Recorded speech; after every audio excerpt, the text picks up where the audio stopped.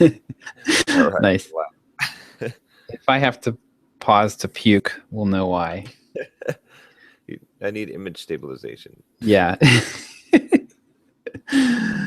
Well, it's just me and you today. Yeah. Derek and Chuck. Chuck informed us that his wife told him he has the day off, so that's pretty cool. It's always good to be your own boss, Yeah, as I an know. entrepreneur. When I have the day off, I do Entreprogrammers though, so I was Yeah. a little confused. I was like, "Oh, that means you get to do Entreprogrammers." Yeah, and My Derek wife is is the non-work thing that I do. Like, this is work. We're putting out a podcast. People pay us for this. Yeah, my wife actually. So I have this thing on every Saturday. I do like my weekly review, where I spend about 2 or 3 hours just going through all the stuff that's built up over the week and catching up on email and checking my calendar and recording tasks and that sort of stuff. Yeah. And like my wife's like, she thinks in her mind I'm working on Saturday, and in my mind I'm not working. Oh, I see. Yeah. You know what I mean? To me, that's like to me like working is writing copy. Right. Any non copy writing activity is not work. So Yeah. so I don't work on Door Saturdays. door working is anytime you're not with the family. It's Yes, like, exactly. yeah, and you can't be disturbed. Different So, definitions. How are things there in California? pretty good so far. Yeah, it's been interesting. I've been keeping up with the running and lifting, Oh but yeah. not so much on the diet. Well, I've been like fasting until 5, but I've been eating a lot of junk, so I've got to Okay. gonna be gaining some weight, and then but I'll probably Well, you gain don't some have a mass. scale now, right? So Exactly. you don't see it. So When I get to San Diego, I'll have to re-implement a more strict protocol. yeah, But it's tough when you're not like you don't have a lot of control over what gets served. So yeah, and there's a lot of stuff around, and so yeah, I was kind of giving myself a bit of a break on the holidays. So yeah. we'll see. But yeah, it's been pretty good. I've been oh, we went to like a Marine World, Six Flags Marine World yesterday. Oh, nice. Is So that used to be SeaWorld? Or like SeaWorld still exists? no, well, there's a SeaWorld in Orlando, San Okay. Diego, and I think Ohio or No. There used to be one in Ohio and they closed it. That was kind of near my house growing up. okay, okay, yeah. So Yeah. there's Orlando and San Diego now. This Okay. was like an almost like a SeaWorld, but Six Flags ended up buying it. Okay. So now it's a regular Six Flags park with a few like marine stuff. So but I went on some roller coasters, which was pretty cool. So Nice.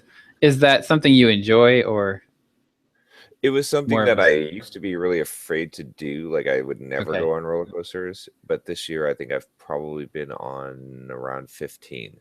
So Nice. yeah, I got over the fear this year, and now I Sweet. like it. So and they have some crazy ones at the Six Flags, just like there's one Medusa, and it's got like 7 loops in it. So Oh. yeah. Yeah, there's some pretty crazy ones. What about you? Do you do roller coasters? I'm not a huge fan, but yeah, I'll do them. I haven't been to up here. We have a couple. There's like 3 or 4 good parks around here. Cedar Point is the biggest one. It's Oh yeah. Near Cleveland. I have not been there. Um, I've been to. There was one near in like Akron, I think, where I went when I was growing up called Jaga Lake, and they used to be right next to SeaWorld.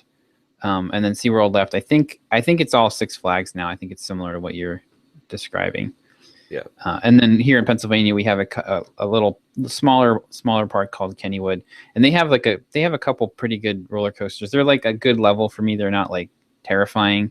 Yeah. There's one that's a wooden one. It's like from the turn of the 20th century, Oh, okay, yeah. and that's pretty fun. It's actually in some ways it's actually harder on your neck and stuff because it Oh doesn't yeah. have all the padding and shock absorbing and everything that the newer ones do. But yeah, Yeah. I like them. I'm looking forward to my guys being old enough to do that stuff. Yeah, it was actually like I kind of like it's a good test for me to because I've been actually this is something simple programmer that we might do. I've been Mm. thinking about putting together a course in overcoming fear. Oh, Would be kind of a cool course and like doing some things and filming some live things as well. snake Just pit. because, well, there's a lot of like I was a pretty fearful person growing up. Hmm. I was afraid of like tons of stuff, right? And of course, and you're aware, like I think even when we first started Entreprogrammers, I probably still had the fear of flying, right? Like, We've actually never talked about it. I actually found out about it because somebody at Trackabout mentioned it to me, and then yeah, I brought it up. I mentioned it to Larry one time. He was like, oh, "You're not supposed to know that." But Larry said it was like you're kind of like B.A. Baracus from the A Team. Like they'd have to stick a needle in your neck to get you on a plane. yeah, but that used to be me, right? Like that was Uh-huh. like seriously like fear front, not just like a oh, I don't like getting on airplanes. Like I would dread going on a flight for like 3 months and like Mm. not go. And that's what like I didn't go to the first track about meetup or the whatever Yeah. because of that. So like willing to lose my job over not getting on an airplane type of Wow. but I mean, look at me now. Like I fly all over the place, right? Like this Hmm. year I flew, I don't know how many flights, like 15, 16 flight, maybe more than that, probably like 20 flights. Uh, but but yeah, but so I figured out how to get over it Hmm.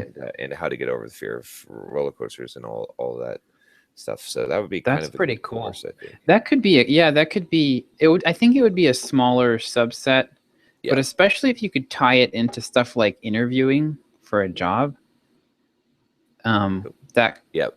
that could be really, really good. Because I mean, I'm not like I don't really have a lot of that stuff.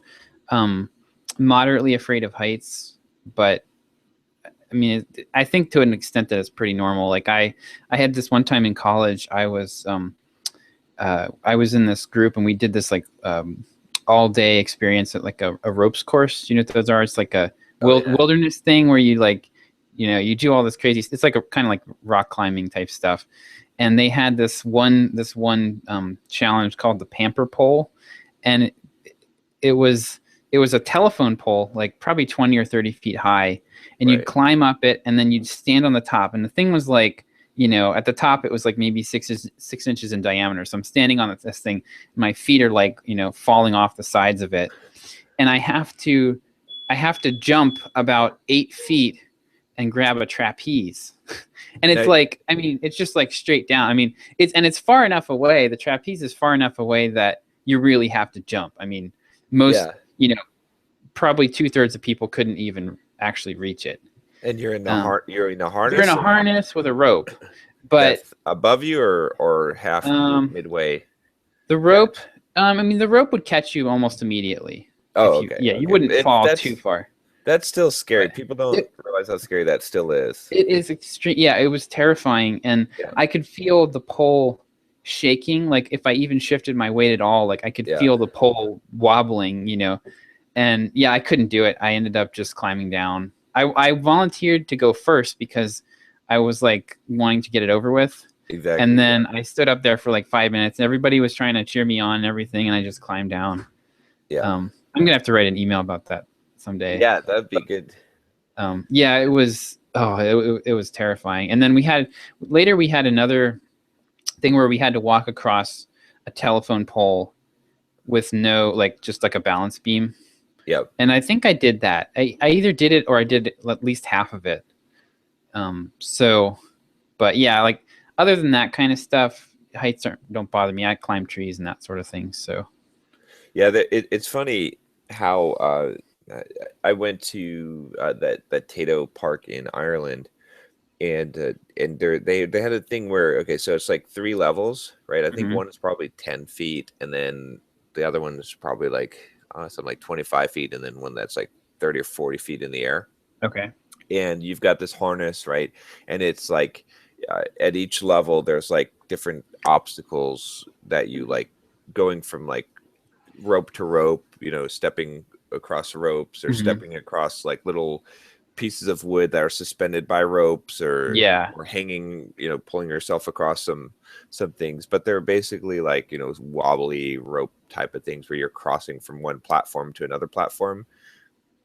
And when I got there, I saw all these people like doing the level 1, and like there was like a few people doing level 2, and there was like no one doing level 3, maybe like one person. And I'm looking up and I'm like, what is even the difference? You've got this harness, and right, that you've got, a hook Hmm. that you're wearing, and it doesn't even look like there's much of a difference in the height between the level 1 and level 3. So I went over there, of course, and I was like, okay, I'll do the level 3. And they're like, are you sure you want to do the level 3? Have you ever done this before? I was like, no, I'll do the level 3. And so, you get hooked in, and then as you're climbing up and you stop at level 1, you're like, oh, this is kind of high at level 1, right? And then Right. you climb up to level 2, and you're like, oh, okay, this is higher than level 1, but it's not too bad. Let's go. And then you look up, oh, wait a minute, that's level 2. You got to keep going.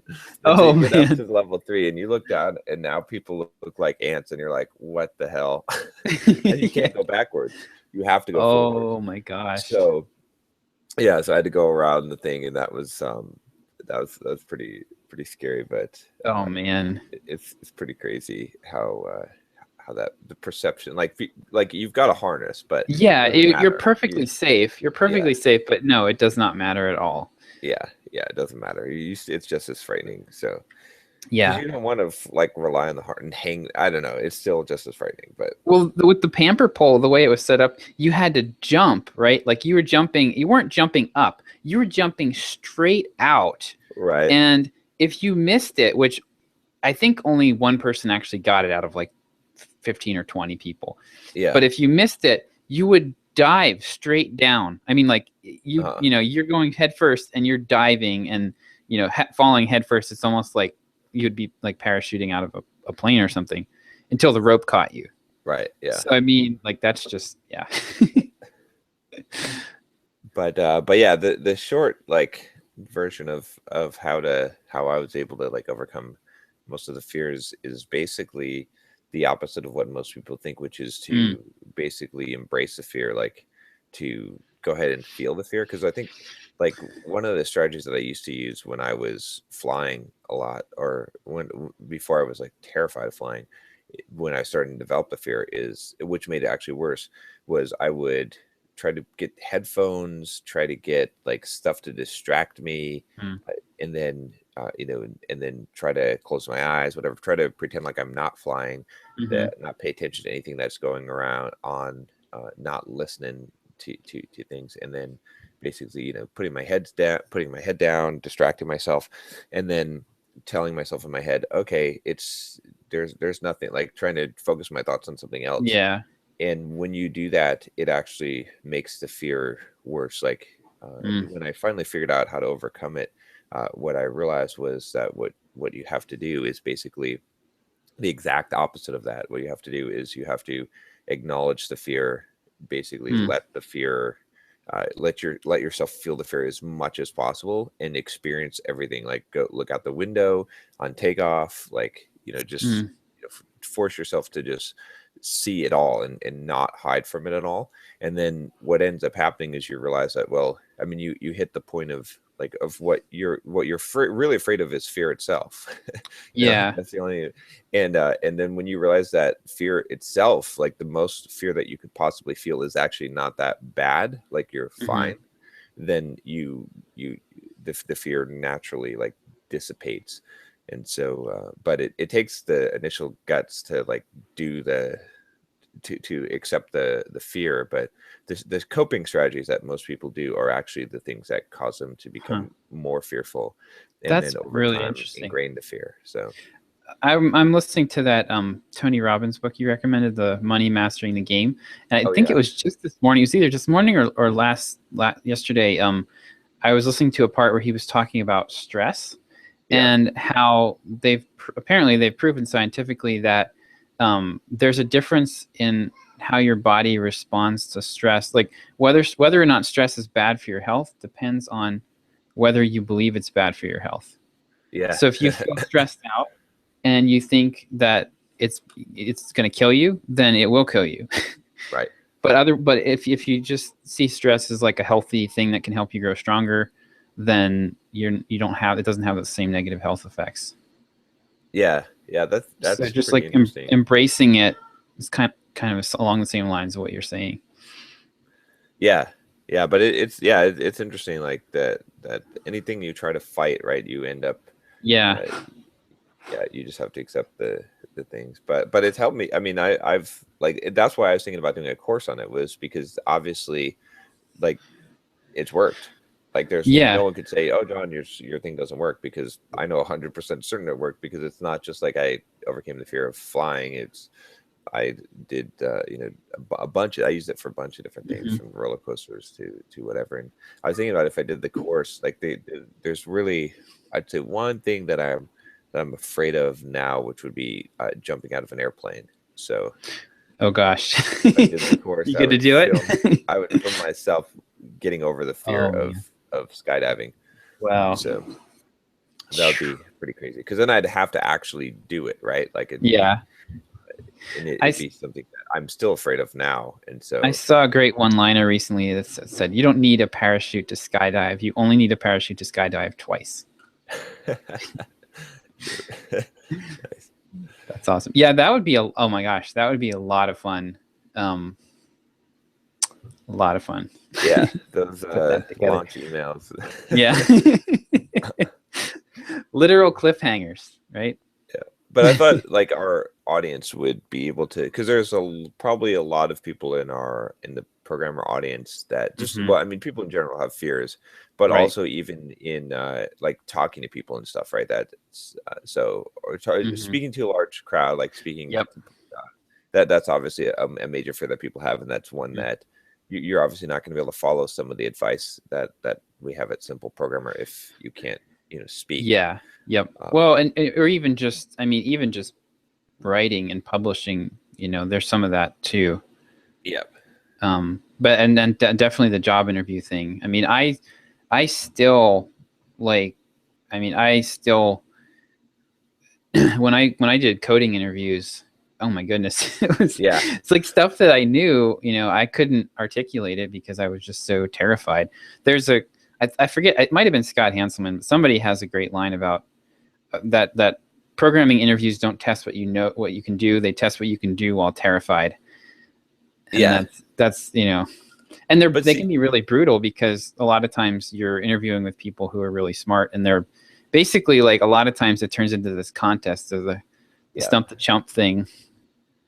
But see, the root fear of that is not really the fear of the interview. It's the fear of people, really, of, like, dealing with, Yeah, you're right. especially strangers. Yep. Because, like, if someone you knew really well gave you that same interview and same level of scrutiny, I mean, it might be hard, but you wouldn't be nervous and, like, flipping out about it. But so I was thinking, like, part of the course would be like, getting over the fear of, like, just well, and a lot of developers, mostly men, would have problems, like, approaching women, right? Yeah. So I'd show them how to do that, just by randomly, like, going through the mall and, like, just talking to people. Yeah. And then the exercise, because if you got over that fear, if you could just go up and talk to anyone at any time, then when you go to the interview, a job interview, it's going to be nothing, because Mhm. I mean, it'll be a lot easier to do, because you'd be over that fear, because you got to figure out what the root fear is, like, what is the thing that someone is actually fearing. But I think that would be kind of a fun. That would be fun. to do. Yeah, it would be interesting. I wonder, like, that guy. That's one of those, we talked about doing some live events, and that would be really interesting to try to get a handful of people together for, like, a weekend. Oh, and overcome their fears, like, yep. Yeah, that would be that's that's hard, though, because one of the other pieces of this, right? I'm giving away the whole course. One of the other pieces of it is it has to be self-initiated. Mm. So if someone forces you, if you're like, if someone's like, if let's say you're afraid to go off a high dive, right, and someone Yeah. pushes you off a high dive, not going to Yep. work. Nope. That will In fact, probably it'll just reinforce make it. it worse. Yeah. Yep. Or someone says you have to get on an airplane or whatever. You Yep. have to make the choice. You have to like, so like if I was going to teach someone to get over their fear of flying, I'd tell them, well, I wouldn't make them, but I tell them that what they have to book the flight themselves, Hmm. book the tickets, like pack their luggage. You can't have someone else pack your luggage. You got to do all the stuff yourself so that it's all voluntary. So you're choosing to do this, like, and you have to have the ability to not do it, right? So at Yep. any point you can cancel. So, Yep. That, but that yeah, would be I pretty think awesome. it'd be an interesting one just because I have, a lot of good personal experience there, and then I do think that a lot of our audience is gonna benefit from it. I Yeah. mean, it's connected very closely to confidence, right? Because Right. if you have a lot of fears, fearful person is a person Right. who lacks confidence. So Right. Yeah, and I think I mean, on balance, programmers probably more introverted than the general right. population, and so there's a lot more of that fear. Cool. I want to do it. All right. I'm canceling everything else we had planned. Yeah, let's just shoot some on Yeah. location. Yeah. We'll find out what our greatest fears are, and then shoot videos of us over. Yeah, actually, I did. So after the pamper pole humiliation, later I was at a pool that had a 30, I think it was a 10-meter platform, Yeah, and I was able to go. I went off that. I jumped off that, and I felt like $1,000,000. yeah, I can't even really swim all that well. So, but I think it was different because I was jumping off feet first. That was very helpful, and also the oh yeah. platform itself was more solid. So I pretty much just like walked up to the edge and just boop, went right over before I had a chance to think about it. So here's another piece then, because you're Okay. describing what I call the context switch. So Mm, if okay, let's say that I wanted to get over the fear of riding a roller coaster, can't hmm. do it, like just don't want to do it, like can't get myself to do it, right? But then let's say that I am my job is to, like, someone is going to pay me to review roller coasters in this park. Hmm. All of a sudden, I'm not Yeah, afraid to get on the roller coaster. I that's brilliant. Yeah. or someone else, or you bring up someone who's just terrified to go on a roller coaster, but they're willing to Mhm. do it. Uh, they want me to show them how, because I've overcome some fear or something, right? Or Hmm. you're showing someone else how to do a thing, and so you do a thing that you're afraid of, but the context has switched. Right. So if you can switch the context into something different than what it is, then there's a Hmm. whole bunch of things that you'll be willing to do that you would be afraid to do, especially if you're helping someone else, showing someone else, Yeah. doing a duty of some sort. It's kind of Then like the classic, like, kid's afraid to go on the roller coaster. Then he goes with his little brother, and you put him in charge of taking care of exactly. his little brother, and he's Yep. like, oh, I can, and then no problem. He's a big boy, and I've had a similar experience where I mean, I'm not good at approaching people and making small talk, and just getting to know new people. But at my first job out of college, we had these events. I worked in the alumni office at a college, so we were always having these weekend events like homecoming and that sort of stuff. And I was the photographer. Right. I bought a bunch of expensive camera equipment, and I Oh was yeah. I was Yep. running around. I was the photographer, and I was like, joking with people and yelling at people and laughing with them, and it was no problem at all because I had this role. It was like I Exactly. stepped into this alter ego, and I knew how a photographer was supposed to act, Right. and so it was easy. It was easy. I was like, I mean, I would be like the guy that was like, standing in front of people, like uh, up, like laying down on the floor at the foot of the stage, like it was no problem at all. It was, Exactly. Yep. Yeah. Context yep. matters a huge amount. So, but yeah, so so there's a bunch of strategies. I think there's a lot of stuff to talk about. Like I'm pretty confident that anyone can get over any fear, like, because there's so many different ways to do it.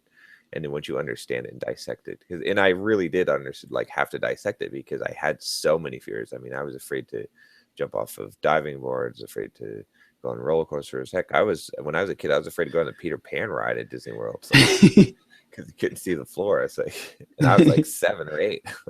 This is like, it was pretty bad at one point. So, Huh. That's pretty cool. Yeah, that product could be something that we could definitely take to a broader audience. yeah, yep, yeah. So we should, when we go to create it, we should definitely build it with that in mind. So maybe have some modules that are like specific to programming or programmer type of scenarios, but then make those something we could easily swap out. Yeah, that's a good point. Yeah, I wonder. I have to do some research too, because I wonder if there is a lot of overcoming your fear courses. I bet there is. Yeah, I've never gone looking for them, but I've also never stumbled across it. And that's the type of thing that you think you would stumble across. That's something that you'd advertise like on, those crazy like Outbrain and just all the sites where you see ads everywhere, because it would be such a general audience that if they had anything, if there was anything out there, I would think that we'd have seen some ads for it. I'm looking now. I know there's fear of flying courses. There's a few of those that have been popular, but yeah, I think you'd need to use specific fears as a bridge into the general. But what you could do is the course would be general itself. It would be non-specific because the techniques are applicable across a bunch of stuff. But then you'd need to advertise it to slices of the market. So, fear of spiders, fear of flying, fear of heights, whatever. Yeah, exactly. Yep. But that would be pretty cool. So sweet. So what else? What's going on with you?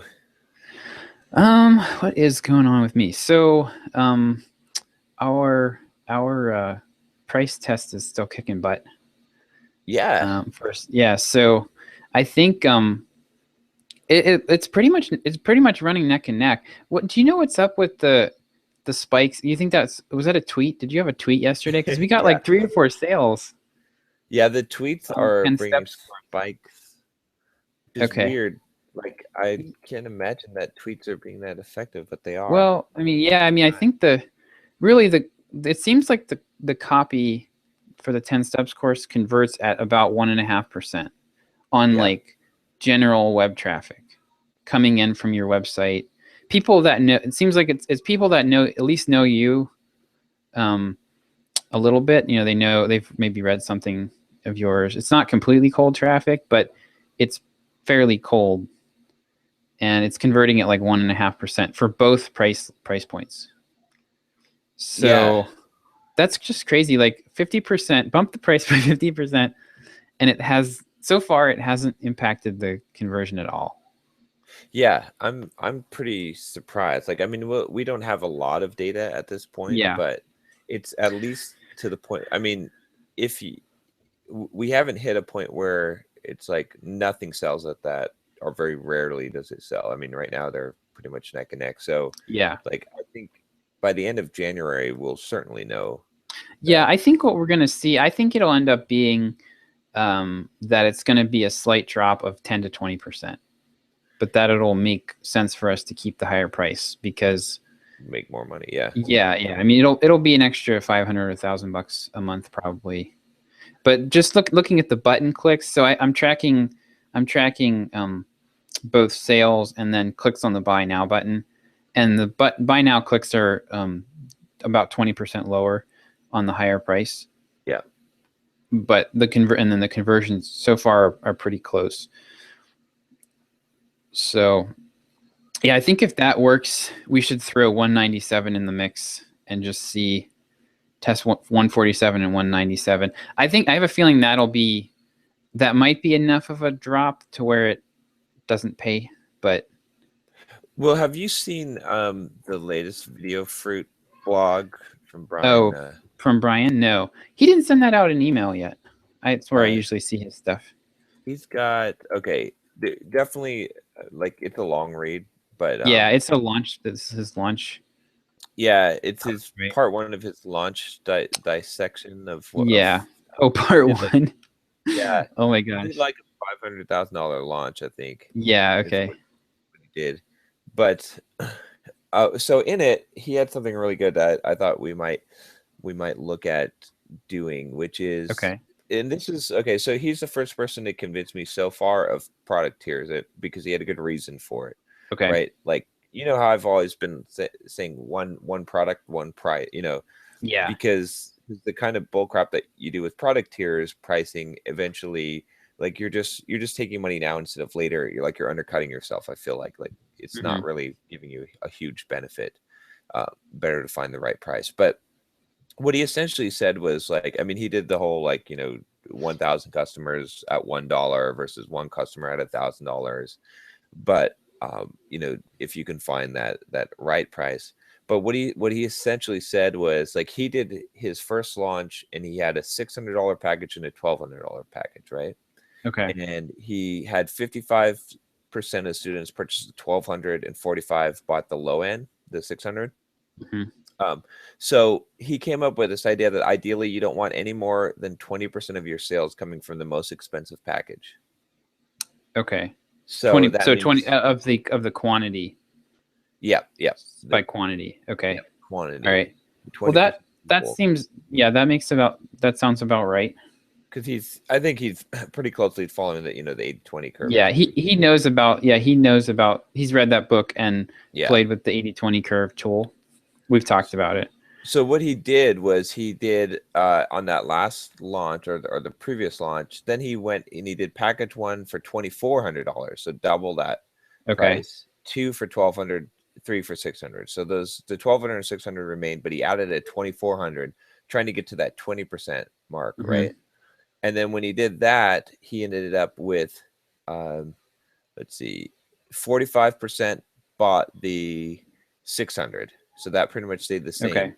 But then the rest of the other Yep. 51% got split between 24% for the 2,400 and 27% for the Yep. 1,200. So Yep. then he figured out that the 2,400 pricing was actually better. That was Well, and $102,000 more in sales for him. you know what? That 20, he needs another package above. I mean, if you can keep going up with that. Like there are people that bought the $2,400 package that would buy a $5,400 package if he could come up with something that was that much more valuable.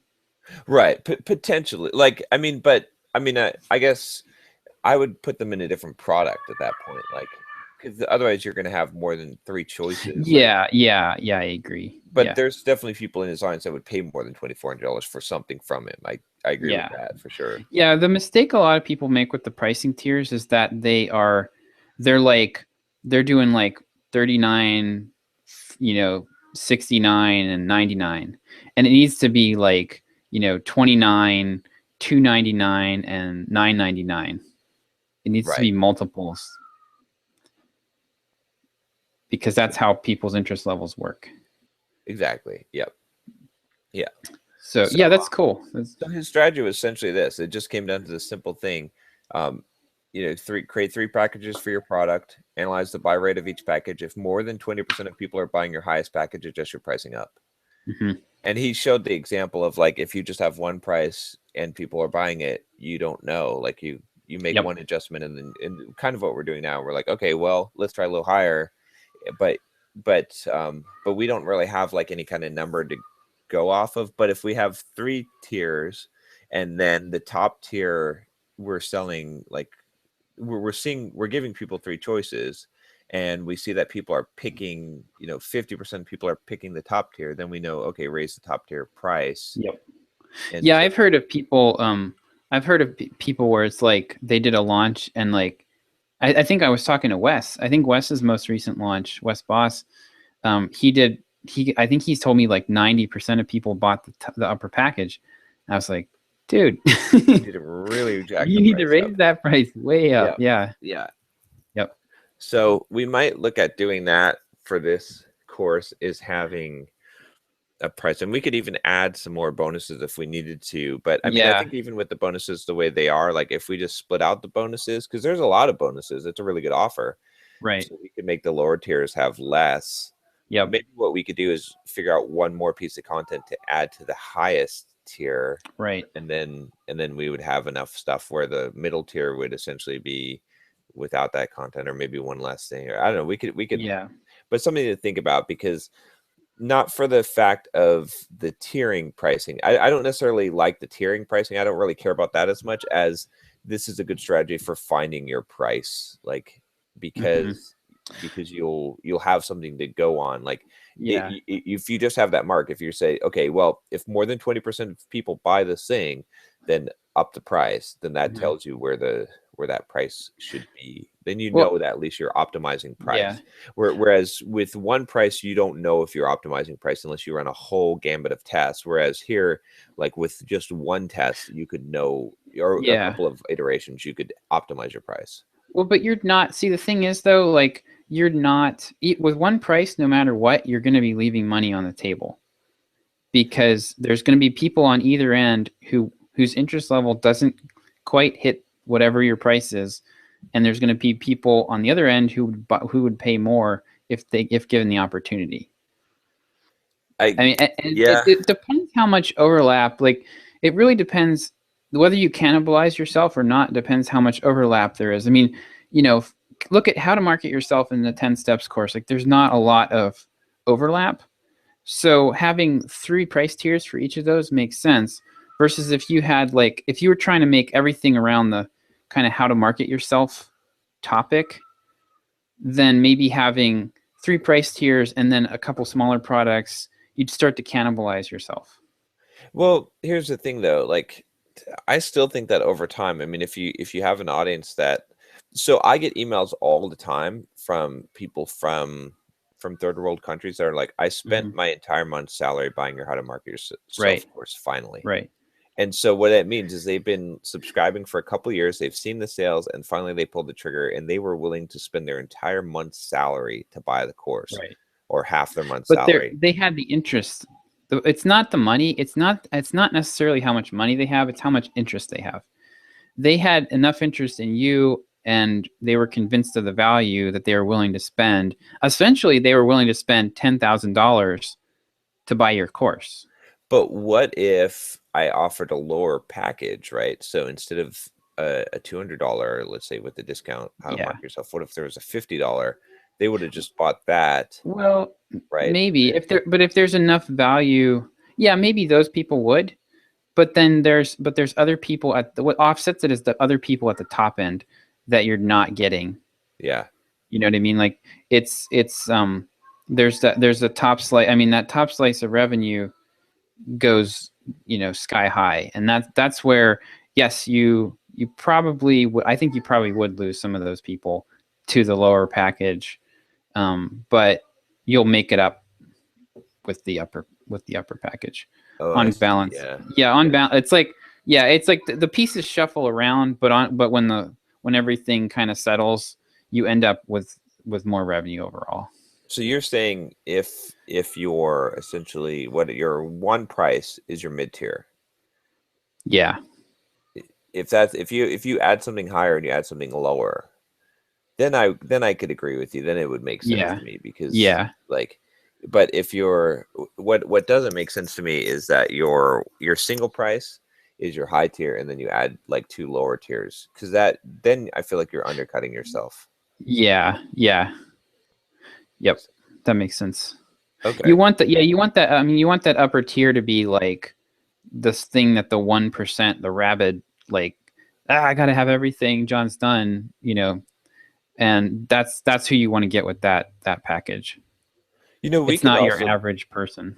we could also just test that, right? We could have an A/B test where we have a Hmm. single price. Like after we know that this price, if we said 147, if Yep. we determine that that's best, we could actually do a second test where we have a 3-tiered price as an A/B test and see how Yep. well that does. I mean, it's going to be hard to gather enough data, but it would at least give you, I don't know, maybe in a couple months it would tell you pretty Yeah. good.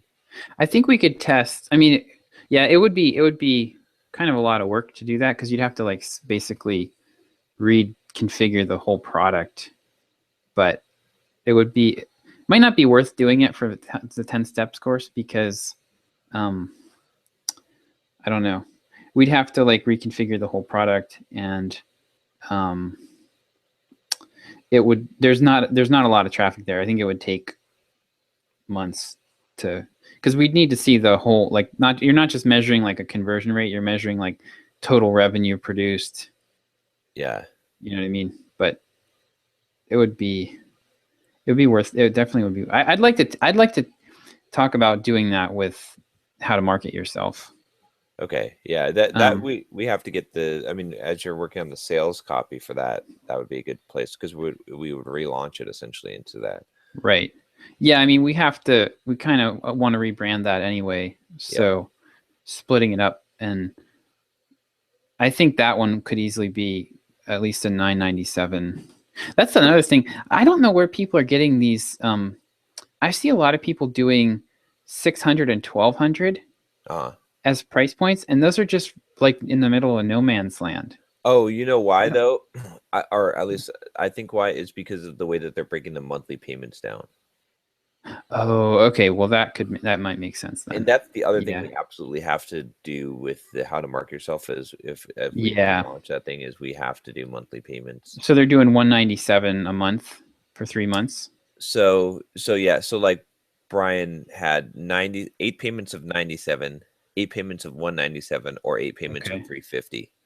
So he essentially has a 97, 197, 350 pricing, but it's Okay. 8 payments, which is like 350 seems like a no man's land price to me too, but I'd probably try 500, like honestly, like 497. yeah, yeah. But hmm. Okay, that makes a lot of sense. I've seen other people doing the monthly pricing thing as well. And we can look at some of the bonuses that they have that he did with this as well to like get an idea, of what bonuses to add to the different tiers. Yeah. Yeah, getting that 997, or sorry, the $97 monthly payment is big. Yeah. That helps. Yeah, we're totally not utilizing because I realized also like the monthly payments, like it doesn't if you tell someone that they have to pay $600, that is expensive. But well, I mean, look, yeah, okay, so an iPhone, right? An iPhone is Hmm. like $700, let's say 750, right? That's expensive, right? Right. I'm not going to buy an iPhone for 750. But if you put on a monthly plan for $29 a month, someone who can't even afford their rent buys it, Right. right? I Like, saw a story. I've had this in my email swipe file for a while. There was a kid in China who sold a kidney to buy an iPhone. crazy. But yeah, so anyway, so doing like the monthly, like I think that the difference between selling someone something for $97 or 3 payments of $97, I think it's a small difference. Like you know what I mean? Like I think maybe if like 50% of people buy $97, I Hmm. think maybe 40% of people buy 3 payments of 97 because people don't think we don't think it too far ahead. So like that Yeah. it's what we have to pay now is what really influences our decision. If we're and a lot of people have the month to month mentality where they think, well, okay, I can make a payment. What they can afford is what they can pay in a month, not what Right. it package price is. So, Right. so I think we could Yeah. definitely use that. I mean, even with the 10 steps, we could break it down so we could have like if we do stick at this 147 price, I don't know if there's any reason to not have like 3 payments of $50 or something like that, Yeah. or $57, something like that. Yep. So, Yep. but Yeah. How to market yourself will be better for testing that stuff because I think it's got a lot more traffic. yeah, that traffic is just not converting well at all at this Yeah. point. So, Yeah. That's a nice, ripe, juicy, low hanging fruit. but yeah, I have to hand it to Okay. you, like your sales copy and your sales copy, and then also the offer that you put together because I think the offer is really good. The way that you packaged it uh, has done phenomenal. I'm looking at the sales for how to market or for 10 steps for this month, and it's I guess today's the last day, but it's $4,000, just over $4,000. Nice. And So that's what it'll be interesting to see what happens now that Christmas is wrapping up, if that helps or hurts. But I that's think it that's helped. yeah, I think so. I've been a little bit worried that people are buying doing last minute buys to get the tax deduction. I think that happens a little bit. Actually, Perry sent out an email this week with the subject line "Beat the Tax Man," and it was like basically he said I can't imagine being so. There's one of his guys is Josh Thomas, and Yeah. he's basically like, anything you want, email Josh Thomas and he'll give you a deal. And he sent this out to like 50,000 people. Oh my God. Yeah, like I can't even imagine. The poor guy was just, and they sent out a couple of them, so I can't even, like, he was probably just 2 16-hour days back to back to try to get everything. I saw an interesting pricing strategy from the guy that did the was it your name on his shirt.com. Remember that guy? I'll wear your t-shirt, I'll wear your shirt or something. Remember that guy? No, Talking about no. He wore like a different t-shirt a day with branding on it. Oh, okay. I think it was I'll wear your shirt.com. I'll wear Oh my goodness. Wow. I wear your shirt. Yeah, I wear your shirt guy. Jason does stuff.com. I wear your shirt. So anyway, he has a course on branding. Okay. There, and I signed up for his email course on that. And at the end of the email course, right, he sells his course on branding, like his bigger course, and he sends this one email. I'll have to see if I have it for you, but he essentially says, okay, you can pay what you want for this course. Okay. But but then he puts this little guilt clause in there, and he's like, but most people pay, like, the value of this is usually around $397, and don't forget the time that I put into making this course. There's some kind of little guilt phrase, so you feel like you couldn't really pay less than $397. But I mean, if you really want to, you could tell him. I mean, truth in advertising, you could say, I want to pay $1 for this course, and he would have to give it to you. But Right. I'm imagining that most people pay the full price or more for the course. But it was the way that he had set it up was pretty interesting. That's cool. Yeah, LeanPub does that with their flexible pricing. I'm not really sold on it. Like, I mean, I think you have to. I haven't seen a lot of evidence. Like, to me, if you set it the range between like $1 and $29, that it's going to be lower than because there are people have paid me like $60 for my Sublime book, Right. But the range is going to be lower than if you just had the average is going to still be lower than if you just had the fixed price. Yeah. I think I talked to them about it, and they had like some data that showed that there could be a small percentage. It wasn't much. It was like a few percentage points that you'd make above a fixed price. Oh, okay. Yeah. Yeah, I'm not too big of a fan of that. It makes tracking basically impossible. That's one bad part. Tracking and testing, like, you can't really maximize you can't track different traffic sources and figure out the best price point. Plus, I guess now you've hired a customer service person, right? If you say pay what you want, like if you've done it the way that he's done it via email, because you're answering those emails or you're paying someone to answer them. Yeah. The way your order fulfillment is now manual. Right. So, but yeah, but overall though, that's pretty awesome that you've been able to. Yeah, and I think I think it's going to be an extra if the 147 price works, then that should be another $500 to $1,000 on top of that. Yeah, yeah, I think so. Yeah, and we're at for product sales for the month of December, we're at like 8,300 total. Nice. So that's So yeah, like if we get how to market yourself cooking like this, then we'll pretty much hit milestone 2 or milestone 1 rather. I think so. I think yeah, if that's I think all you essentially have to do is basically just get how to market yourself going like this, and we're Yeah. pretty much there. So Yeah. that'd be pretty awesome. So yeah.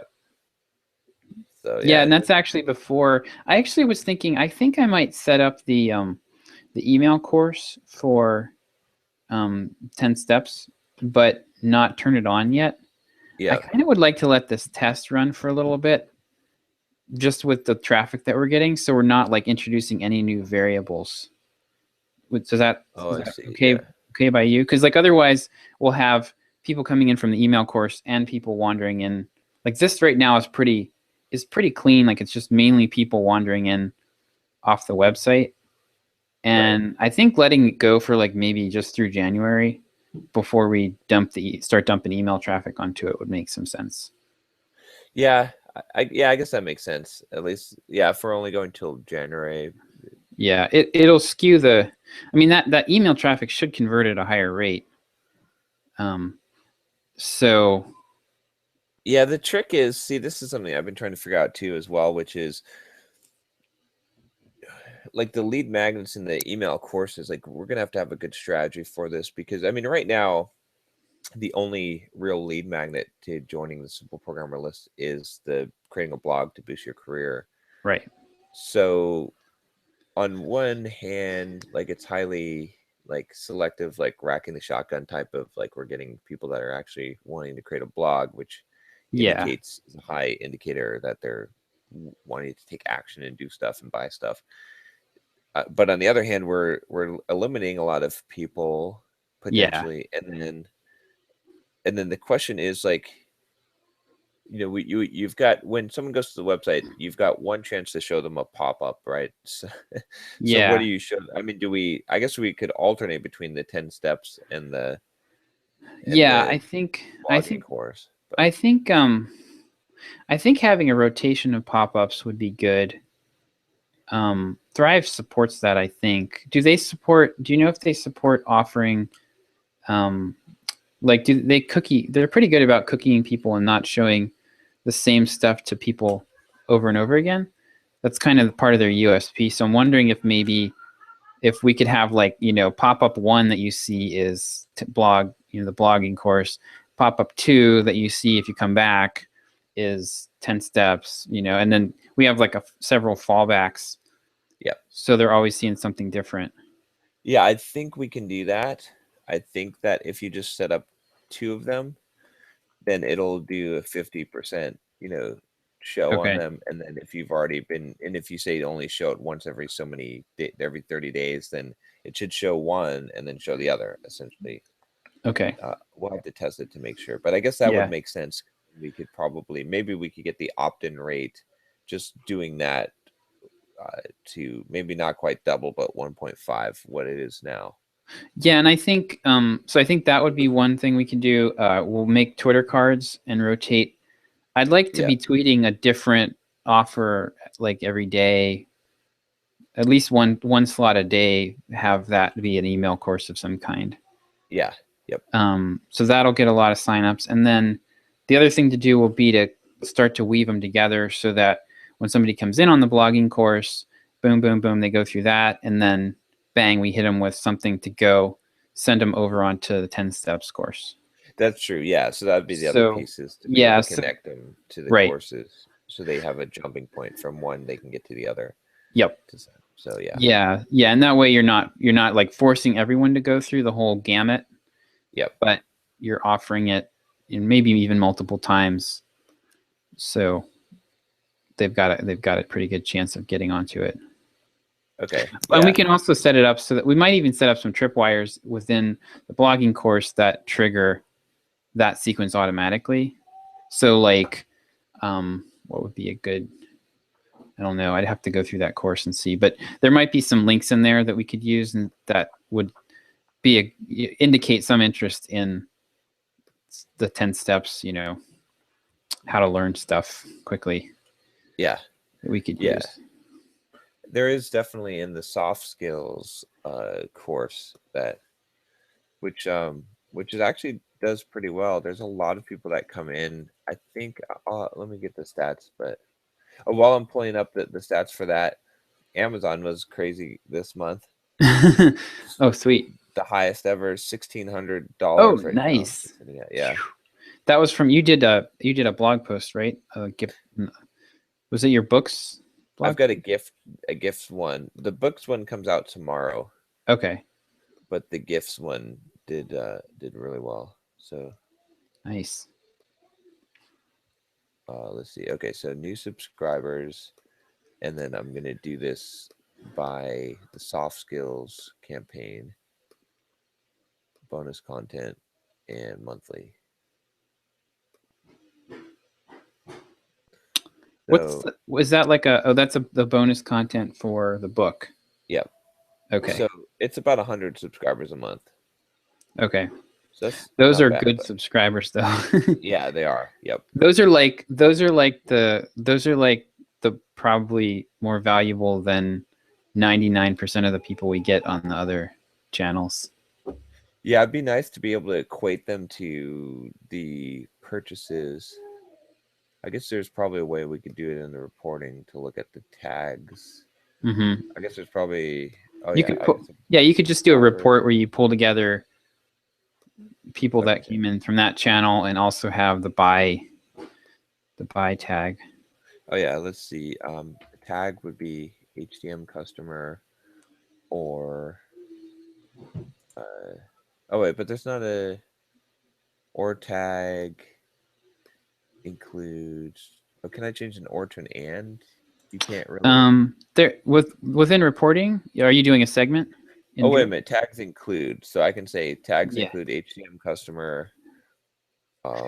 I haven't actually. Hey Rob. Hey Rob. I have not been able to get the comma separated tags to work. It might just be user error, but for some reason to me, at least the for sure the autocomplete doesn't work when you put the comma in there, and then I've tried it a couple of times and always got the impression that it wasn't working correctly. So. Oh, yeah, I'm having that problem right now. Okay. Yeah.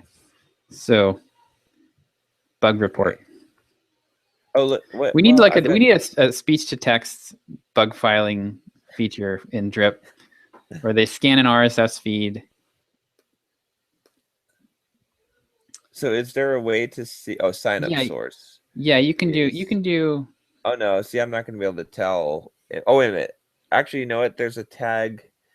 Do they get tagged with anything when they come in?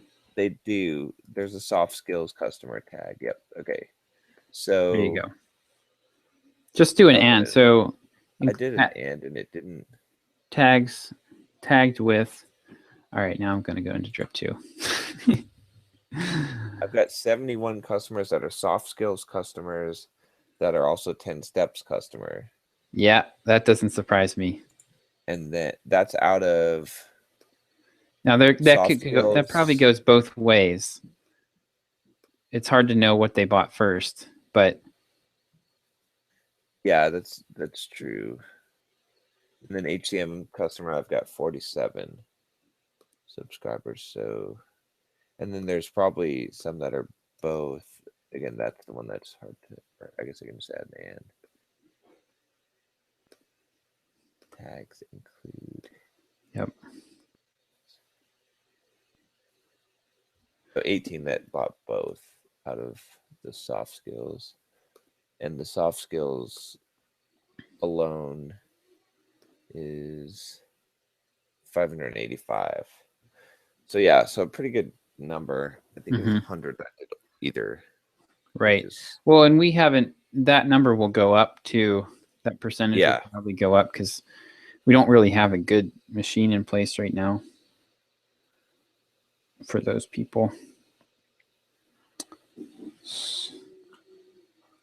And the book is still selling pretty strong. It's like number 10,000 in Amazon right now. Oh, wow. That's good. Yeah, we should definitely. That definitely needs to be.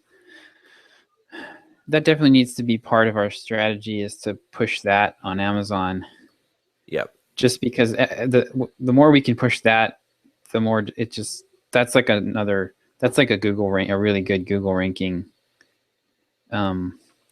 No, what am I trying to say? It will push your visibility up on Amazon, which is, to me, is a lot like getting high visibility on Google. That's what I'm trying to Exactly. say. Yep.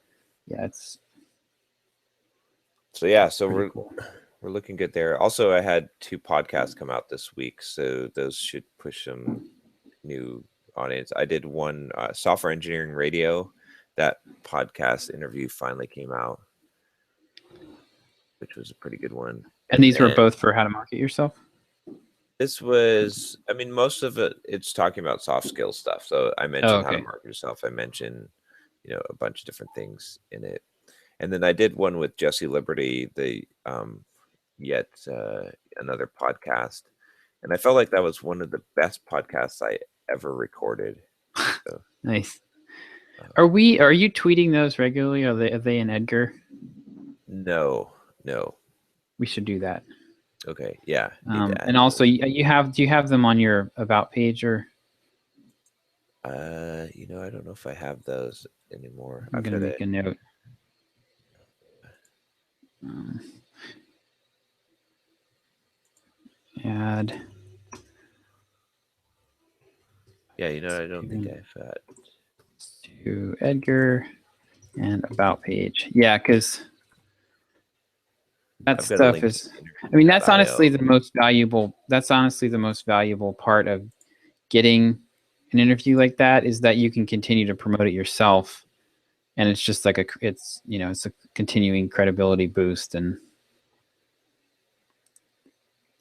Oh yeah, it looks like the interview.io is not quite updated as like it used to be. So yeah, he was doing that manually. yeah, okay. So I'm missing a bunch of those. Darn, I wasn't Yeah. keeping track anymore because I've got like somewhere around 60 or so interviews now. Oh boy. All right, we'll have to track down some of those, or the Yeah, most it's a popular good ones, the ones that are really, VA task. yeah. That could even be a whole email sequence. Of all the Yeah, podcast click interviews. here and I'll drip out all of my audio to you. Yeah, yeah. There was a few really good ones, like the Ruby Rogues one, and then Mhm. this one I think will go in there. Oh, and then the what's it on January 2nd? The Entrepreneur on Fire Oh, one will drop. So yeah. Did I tell you that I contacted him, and they're like not even booking until April? oh yeah, I saw that. Yeah, I was disappointed, but but that should get us some traffic as well. So at sweet. Yeah, least that should be it. That could be a big one. cool. So, but yeah, I think we're on target. We're looking good. Our advertising revenue for December is going to be junk because we don't have a sponsor. Uh, Yeah.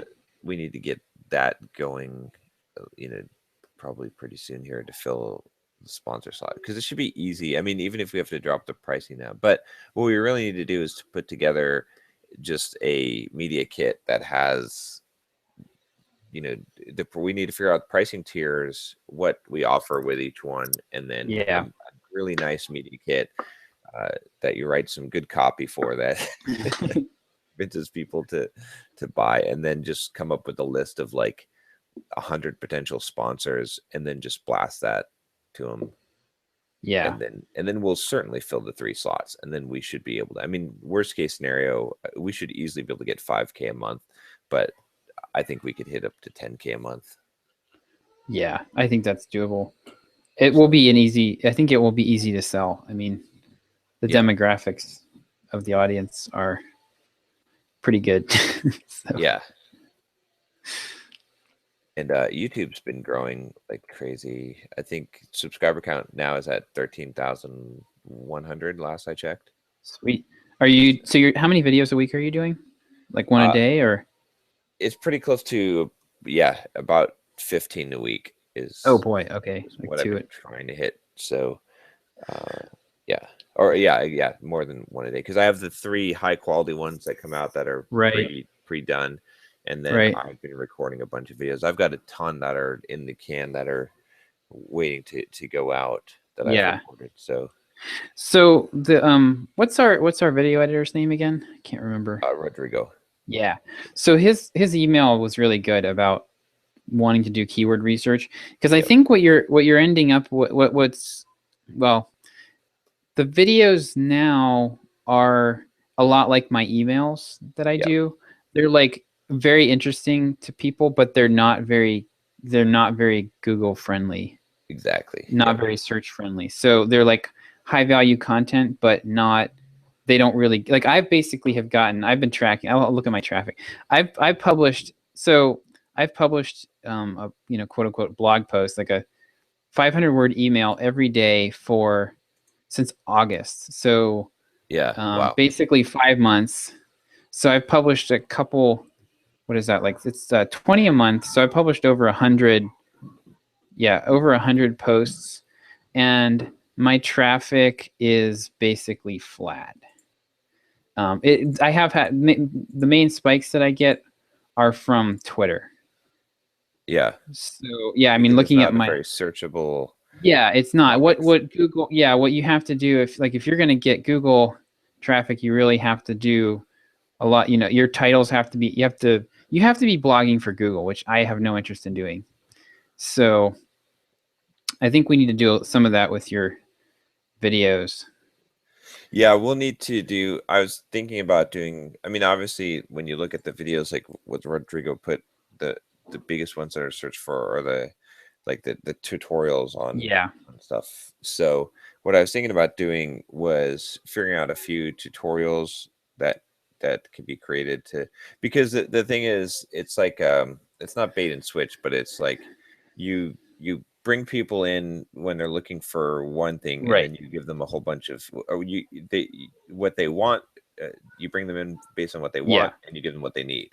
Yep. So so I think that's the key, because a lot of people like that stumble in. I get emails all the time from people that came in from my test automation Selenium, and they're like, "Oh, I love all this other stuff," and so I think getting some tutorials put together on some popular programming topics, or Hmm. some trending things that could potentially go viral would be a good idea. And it might be that I'm creating the tutorials myself, or I'm having some people, just like we're doing with the blog post, but having some people from the Yeah. simple programmer audience create some of those tutorials. Yep. So Yeah, even that's, oh, go ahead. I think that would be the way to do it.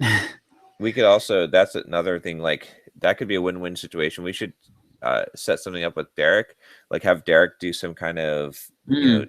beginner Node or beginner JavaScript tutorial, Hmm. publish it on Simple Programmer, and then that would be a win-win, because it'd be a nice searchable thing that we'd be able to get traffic from, Yep. but also it would introduce my entire audience, like Yep. YouTube, to Well, you know what his. we could do with that? Derek could actually get double. Oh, here we go, volunteering Derek for something. But he's not here. We could get double duty out of that. So he could publish it on his channel. You Yeah. could you could record an intro video with him and kind of Okay. introduce him. So that way you're in the mix, and then put like have two versions of it made: Simple Programmer branded version and Watch Me Code branded version. And the only difference is the first video where you're working with kind of like introducing yourself, but also like if they know you already, granting your credibility to Derek. Right. Exactly. Yeah. And then Yeah, and that's a then good you guys idea. would both, I mean, you'd be kind of competing, but I mean, chances are your rankings are going to be way higher than his, so you won't really be directly competing. Right. Exactly. Yeah. So But yeah, that would be I like it. good to do something like that, or to get a few Hmm. tutorials, target those to get the people in on the Yeah. search. Once, I mean, the content is such that once they get people to come in, then they're gonna Right. they're likely to subscribe and stay, Yeah. because there's no other like programmer content like that Yep. out there. So. This is exactly the dilemma I had with the marketing stuff, though, because like the type of if you are gonna get traffic from blogging, you really need to be doing the type of stuff that Brian Dean does, or no, sorry, Brian Harris does so well. Yeah. Those massive posts that like go super viral, and but then you like it's it was a catch-22 for me because you need time to do the case studies to be able to write that Exactly. kind of thing, or at least research the tool and use it so that you can write about it in a way that actually adds value and is not spammy. Yeah. So Welcome to the main challenge of the entire Simple Programmer yeah, empire, which is the fact that all of this content is soft content. No one searches yes, for how do I yeah, become inspired as a programmer, or like, yeah. whatever it is. I think that like you didn't start out that way. I think what you did was you kind of stumbled into it, but you got going with you kind of got the flywheel spinning with the more technical stuff originally. Yep, And exactly. then once it was going, then you had enough eyeballs on the soft skill stuff that it would get shared and it would grow that way. But yeah, like it's just not, and we're not seeing a lot of growth from Google traffic either from the frequent publishing. So I think that's kind of along the same lines. Yeah, we're gonna have to come up with a strategy. I think we can work with the editor also on the blog side too, to come up Mm-hmm. with enough technical. I mean, I think what we need to do is have on the Simple Programmer blog one technical article per week. Yeah. That would be a highly Yeah. searchable thing. So we'll have to figure out how to Yep. get that going. But if we can knock this strategy, if we can figure this out for YouTube and for the blog, then we'll be able to grow and still produce the kind of content that it's just a matter of getting enough of those hooks in there to be able Yep. to get new people coming in. So Yep. but yeah, that's the other thing where the paid, but then again, see, that's the other place where like Dan Martell is probably right with the paid acquisition would make a lot of sense, because Mm-hmm. if you took, because like the organic, it requires someone to search for specific stuff, which Yeah. this stuff isn't going to work well for searching. Right. But we took some of the most popular blog posts and YouTube videos and we did paid acquisition with those. Mm-hmm. Then we can one, we can frame it how we want, and two, the content itself is probably going to be interesting. Just putting in, like, if you're Yeah. putting in front of the right people, they're going to say, oh, I Right. definitely want this. I would never search for this, but this Yeah. is something that's interesting to me. So Exactly. That's the difference between Facebook and Facebook ads and Google Google AdWords is basically Facebook lets you because you're really, I mean, we have the content thing nailed. I mean, yeah, the type of content that we produce is people absolutely love it. But yeah, it's just not. So if you stick it up on under their nose on Facebook, they're going to eat it up. exactly. Yep. And I think Facebook advertising is probably the best route. Google could work for some stuff, but and Google Display Network could work, where you're just, because Google Display Network is more like Facebook, where you're able to stick the ads all over the place and people don't have to be searching for that specific thing. I mean, they show up in Gmail. Exactly. Yeah. If they're good enough. So, but yeah, I think we'll have to talk about it, but it's to get somebody really good for Facebook is like $1,000 a month plus a percentage of the ad spend.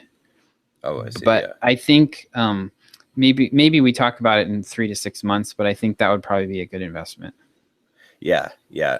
Even if it's, and again, I think just getting people into the audience, like in order to buy essentially subscribers for YouTube or for email list, Right. will be worth it, because on the back end, when we do a sale, we'll certainly make it up. Facebook is cool because you can kind of there's this technique in real estate that they call farming. So like you basically pick a neighborhood and then you just direct mail to them over a period of time, and eventually you start to the theory goes you start to get leads from there. Well, Facebook can work that way, where you can pick some audiences that you think are a good fit, and then you just start to serve content at them. Yep. And initially they might ignore it, and then like over time you start to get more and more familiar to them, and your ROI starts to creep up. Yep, that makes sense. So you've got a big enough email list too that we can use that as like the basis to find people. Yeah, definitely.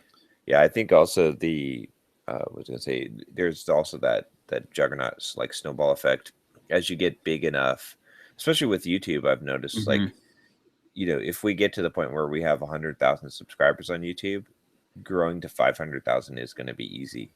Right. Because once you reach a certain size where you stand out enough, then you start to really accumulate pick up the pack on the snow quickly. So yep.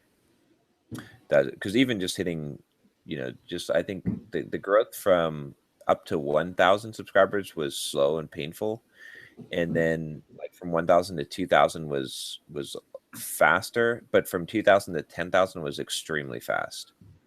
So, but yeah, so we'll have to look at doing that for sure. But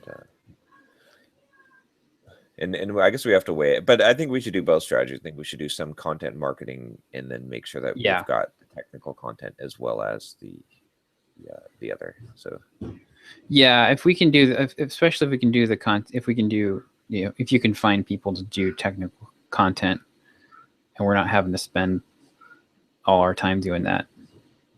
Yeah, I'm all for it. That's the tough part, is spending.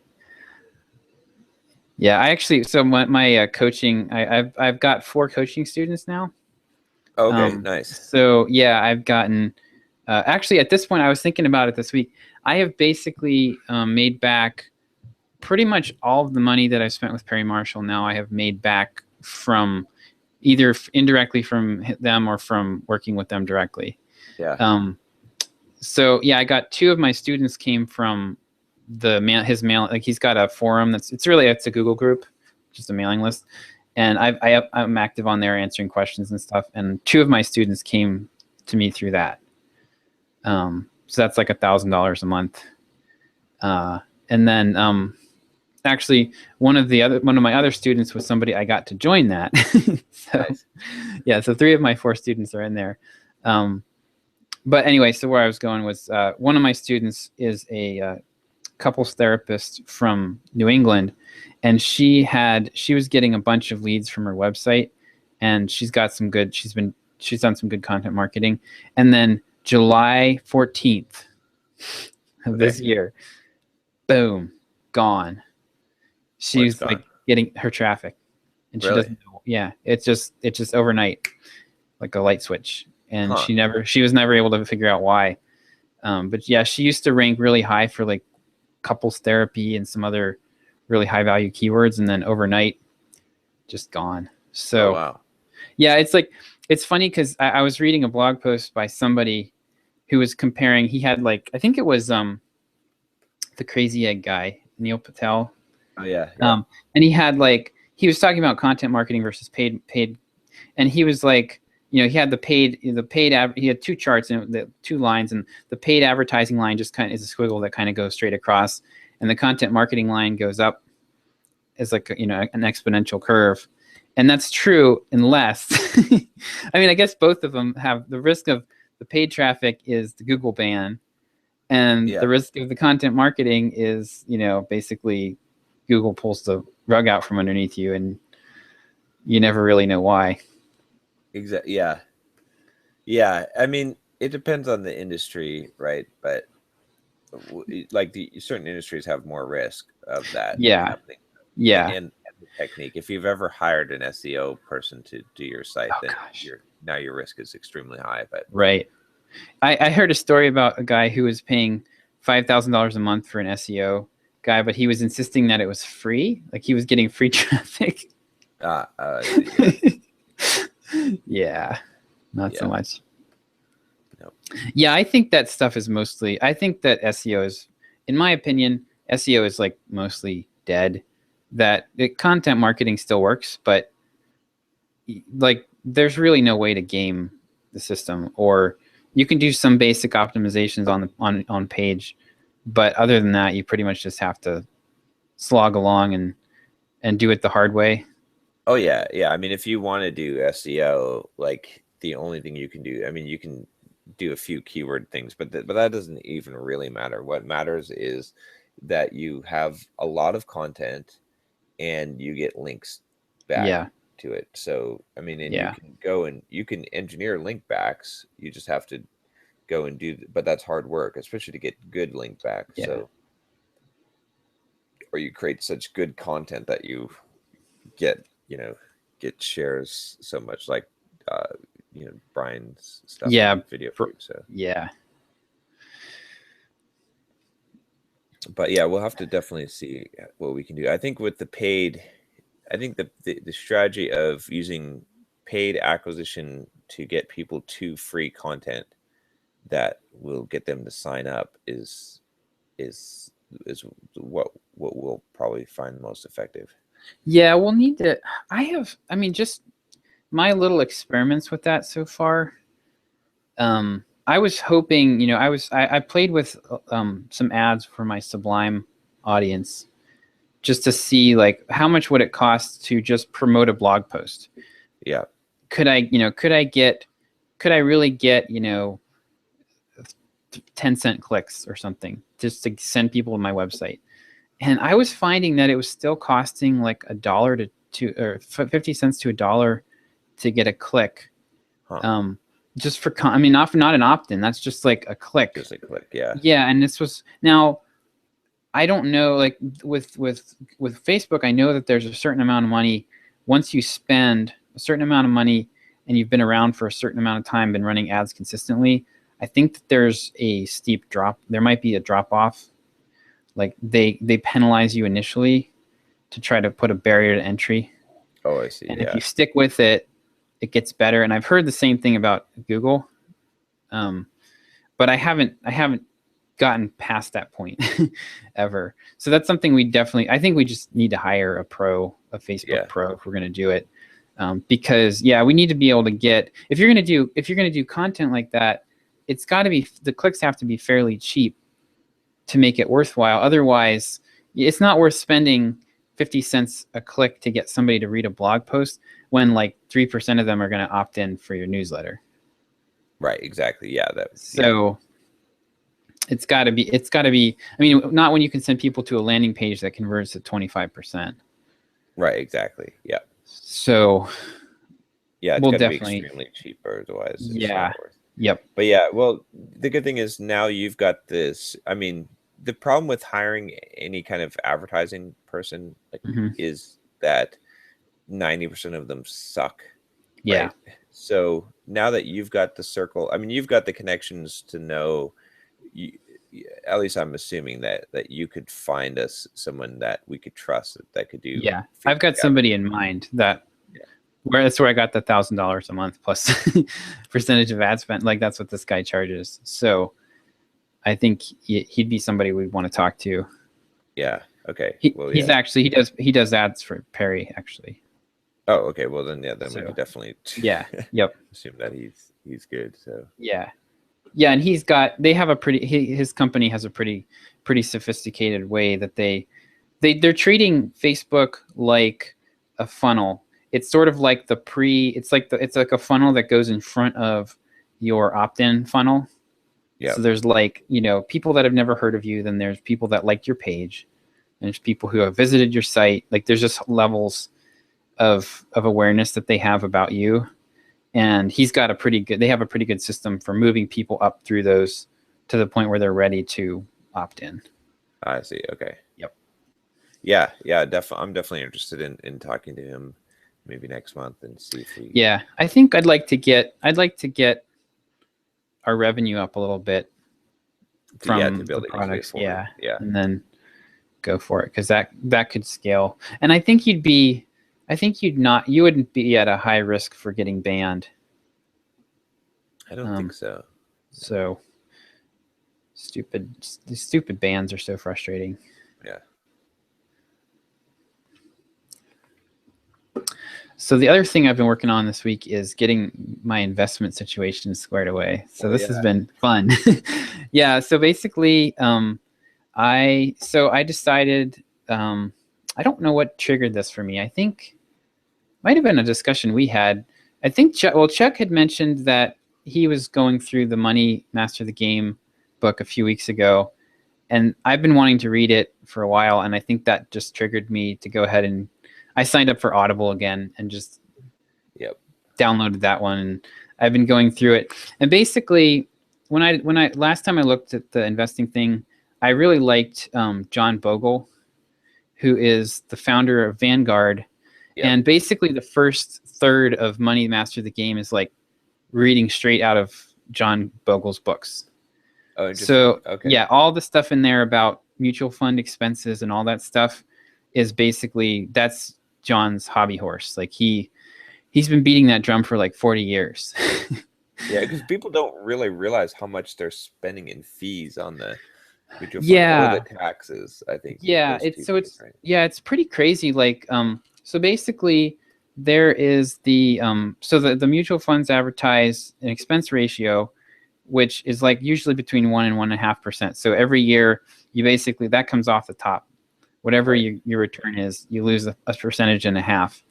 And then there's like another 2 to 3% that gets charged on top of that just through through turnover and all that stuff in the portfolio. And then I had an investment advisor who was taking another 1.5% off of that. So anywhere from 3 to 5% of my money was just vanishing every year, and then that compounds. So yeah, the compounding effect of that is what I thought was eye-opening in that book. Yeah. So, and it's really debatable. I mean, I think my advisor has done okay with my portfolio. So I went with I was with the mutual fund store, and so he's not a solo guy. He's actually just, they have a pretty decent or a pretty big research wing that like they do a lot of research. It's not just some guy picking mutual funds. It was like they had some economists rather, and PhDs working on this. So it was at least better than just some random guy off the street picking my investments for me. And then basically the franchise holders implement the plans that the central group puts together. Right. And I think they did okay. Like I went through and I looked at my investments and I compared them to just sort of the straight, if I just had invested them according to Jack Bogle's recommendations, it looks like I would have ended up with the same amount of money basically. Okay. Yeah. So after like fees. So yeah. I just went off the dollar value. Like I didn't look at percentages. I didn't look at anything. I just plugged in. I found this good. I see. I found a back testing tool that lets you go back and like compare the performance historically, and you might actually have fun playing with it. It's called portfoliovisualizer.com. And it's funny. It's a bootstrap. It's a Twitter bootstrap website. You'll recognize it immediately, but they have. It's pretty sweet. Like you can put together all these different combinations of funds and everything and compare and see, what you would have had from, different configurations. So I compared, mine's a little tricky because I've actually had 4 or 5 different retirement accounts and I rolled them over at different times. So what I did was I took the amount from my first rollover and second rollover and then compared that, basically compared that amount to this Jack Bogle approach, and it ended up being pretty much exactly the same. So basically, I was probably quote unquote beating the market, but the fees were bleeding all that off. And if I had just matched the market with index funds, then I would have come out exactly at the same place. So then I went and checked my wife. So my wife hers is simple because she just has had one retirement account. So she did a rollover in 2010. So I had like one rollover event and then 5 years of data. Right. And I compared. So I had her money invested in like a moderately aggressive, they were calling it a moderately aggressive portfolio. And I compared that. And if I had just gone like straight S&P 500 with that, she would have made an extra like $22,000 or something Oh wow. over Ouch. 5 years. And then so basically, the quote unquote moderately aggressive plan from my financial advisor ended up being about the same as if I had done 40% bonds, which is Oh, like, interesting. I mean, that's Yeah. like, that's a portfolio that you do if you were like we're getting ready to retire almost. Right. It's like a pretty conservative portfolio. So, yeah, so her account kind of got pounded a little. Mine, I think, did okay. Um, but I think so. What I'm gonna do is I'm gonna it's gonna be crazy, stupid, simple. Like it's gonna be basically just buy. It's gonna be a international mutual fund, U.S. based mutual fund, and bond market mutual fund, and they're all so. I think Tony might recommend ETFs in Yeah. the Money Master the Game. There's no difference basically in there's like the low cost mutual fund index funds are identical to the ETFs Oh, I see. pretty Okay. much, and there's like some small differences, and I don't completely understand all the differences yet, but there's some small differences about like how taxes get handled, and you can't trade like with mutual funds. You can only trade them like after hours. So with ETFs, you can trade them, but I don't care because I'm just going to be buying them and stocking them away for the next Right. 20 or 30 years. Um, yeah, so basically I fired my financial advisor, took control of my accounts with Schwab, which Yeah. if you're going to do, I don't know what you probably have an account already, I think, because you've been doing trading, but I really like Schwab is pretty good. Like they're, um, you get access to a ton of stuff, and everybody, I was considering switching, but everybody ranks Schwab really, really highly. So I'm sticking with them. And then basically, yeah, I'm just going to have we're going to do IRAs.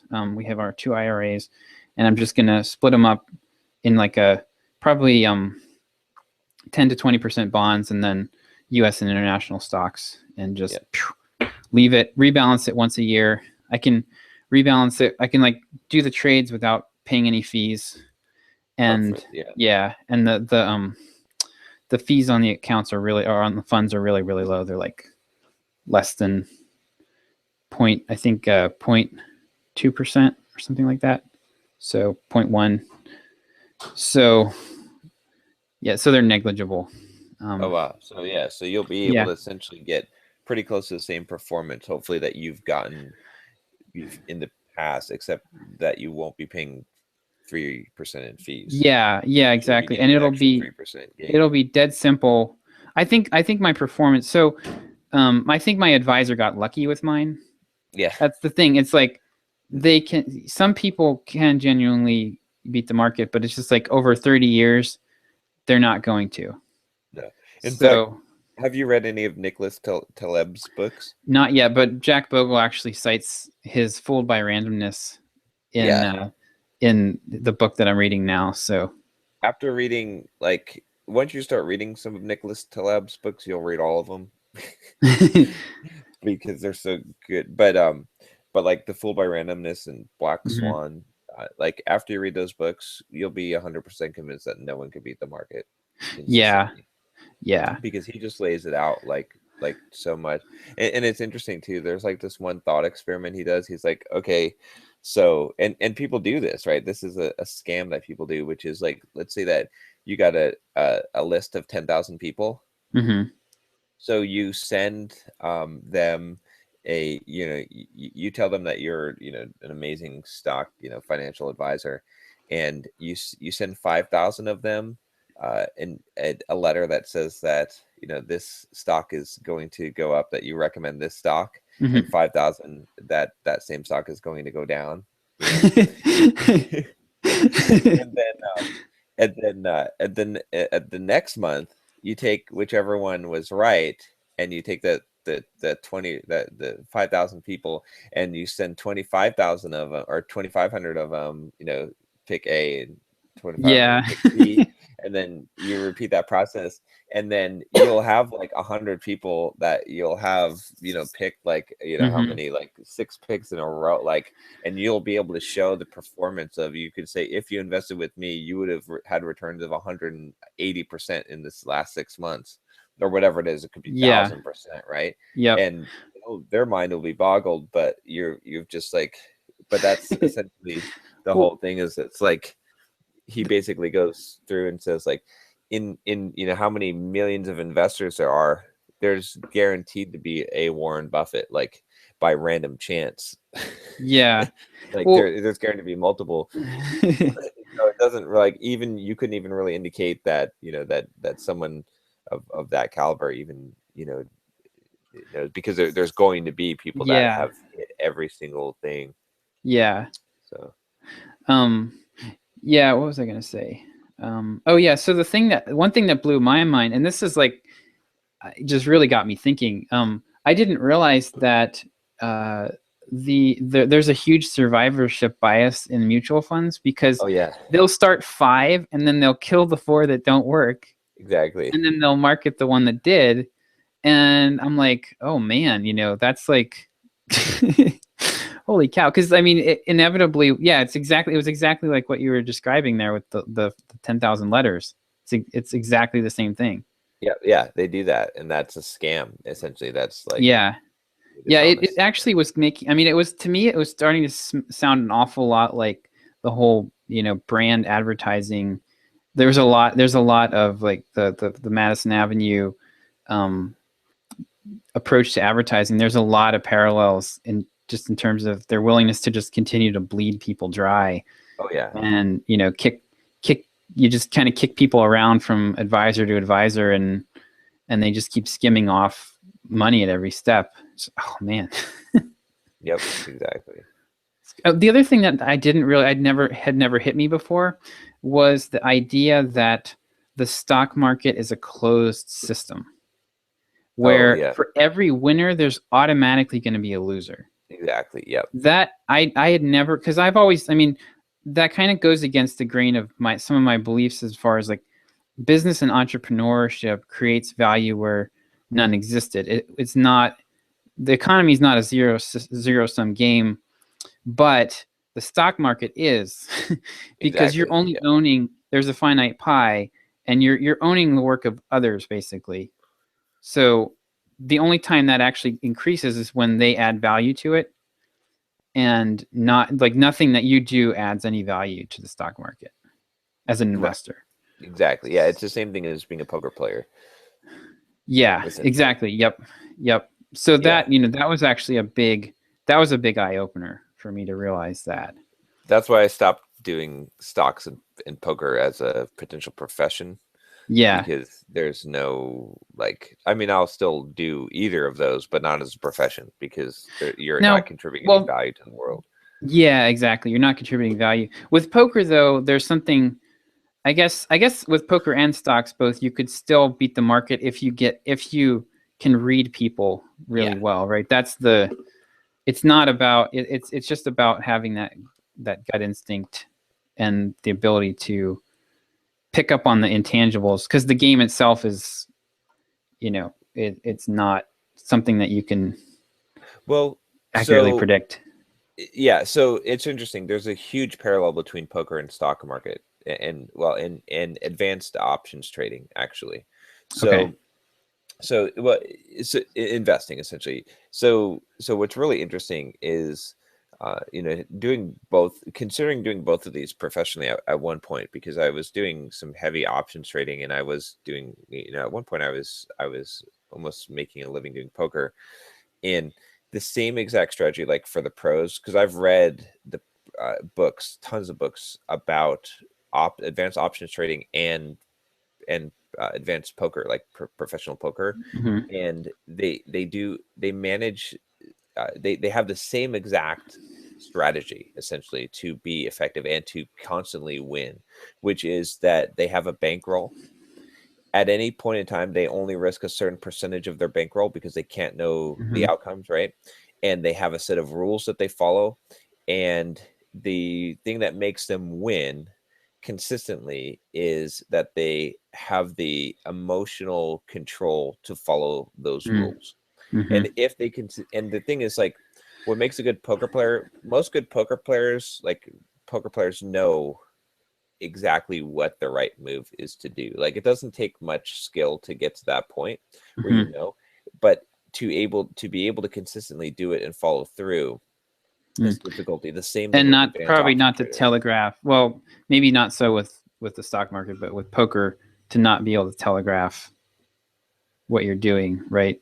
That's not even much of it, because most people can't pick up on tells, and Okay. even so, they're like, it's very and someone would have to be studying you for a long time. And it's the same thing with the option trading, is following those rules. And so, like, I could give you options trading rules that would essentially be able to net you on average like 25 to 30% returns per year. Mm-hmm. But could you execute those rules? And do you have enough of a big enough bankroll that you can survive the variability? Because the same thing Yeah. applies in poker. So you could be the best poker player in the world, and you could go on a losing streak and just lose because those are the cards you're dealt. And you can, and there's a certain statistical, the standard uh, Yeah. deviance that you have to be able to survive. So at any point in time, like, so good poker strategy, like if you're playing poker like professionally, would be that at any point in time you never have more than, well, some people say 2%, other people say 1%, but probably 2% is more realistic. You never put more than 2% of your entire bankroll into a game. Mm. So that would mean, like, if you're playing like in various limits, so let's say that you wanted to play like 1-2 limit poker or no limit poker, where the max buy-in is $300. You want to buy in for $300. So in order to play that game, that would have to be 2% of your bankroll, that $300. So you would have to have a bankroll of, what is it, 60,000, or Mm-hmm. am I right? $60,000. Sounds right. 1%. Oh no, I've got it backwards. $15,000. Okay. Right. So you can't even play that game unless you have $15,000. So the same thing would be in the advanced options trading, is if you want to put an option like an iron condor on a particular, set this up. So you're going to invest a certain amount of money. If you want to buy where your max risk potential is $300 on that, you need to have a $15,000, account, Mm-hmm. and then you're going to put that money into play. But essentially, so that you can keep making those trades, because 10 trades could go wrong on you in a row. And Right. then, but statistically, that you're going to have, that you're going to come ahead, this X percentage of time. So you don't know what the market's going to do. You don't care. You just care about your rules. It's the same thing with poker. You don't know what the cards are going to be. You don't know what other people are going to do. You just care about your rules and percentages, and you're just basing it off of that. And so there's some really complex situations where, like, in the stock market, like options trading, like, I was specializing in trading iron condors, and when you trade iron condors, there's ways that you can roll out of it. So there's certain, like, checkpoints. It's like, okay, well, if one half of your spread is dipping to this point, then what you need to do is you can shift it, and you're going to buy on the other end, or you're just cutting it. There's like a cut point where you're like, okay, I'm just selling it here and taking this loss because it's too risky to continue forward. Like, Mm-hmm. there's a whole bunch of set of rules, and anyone, honestly, who can manage the bankroll and follow those rules can make it a tremendous amount of money in either of those. But it's the ability to manage those things, and to control the bankroll, to survive the variability Mm-hmm. that most people can't do. Yeah, it's kind of the same just with long-term investing too, because like a lot of people don't have enough money to where if their portfolio takes a dive, they're like panicking and selling everything, Yeah. and that's exactly what you don't want to do. Yeah, exactly. So, So but you have to have the rules ahead of time to know yeah, what you're going to do in a situation. So, yeah. So kind of where I'm coming down on it right now is I'm treating. So I'm gonna set up. We're gonna max out our IRAs this year. We have so the traditional versus Roth thing. I am not. So I do not buy the story that if you put money in a Roth IRA, the government will never take any of it. I do not. I do not Yeah. buy that. That is going to be. I mean, it's a pretty new. I mean, it's only been about 13 or 14 years since they set up Roth IRAs. So can you imagine how many billions or trillions of dollars are going to be sitting in Roth IRAs in 20 or 30 years, and they're going to be like, oh no, we can't touch it. No, I don't buy it. So I'd rather get the tax-free growth on, or the growth on the full amount, and then I know I'm going to pay more tax on it when it comes out, but I don't buy that they're going to let me not pay taxes on it today and never pay taxes on it in the future. I'm just too skeptical. But yeah, I mean, taxes will definitely go up in the future, but yeah, but you can also, I mean, you're like, I'm not really counting on that to be my full income either. I'm counting on my retirement account. I honestly don't think I'll ever touch it. I think my plan is to, like, give it to charity when I die or something. Honestly, I don't think I'm going to need it. Well, my opinion is, if you're doing an aggressive portfolio, then you should be doing you should not be doing a Roth. Mm-hmm. And if you're doing a conservative portfolio, you should be doing a Roth, because if you're doing an aggressive portfolio, you want to gamble with the government's money. Yep. Right. Good point. And yeah. if you're not, then you don't want to. So yeah. And I actually am going to be doing mine. I'm going to probably just have like a little tiny bit in bonds, and it'll be mostly stocks. So I'm going to do, mine's going to be pretty aggressive. Yep.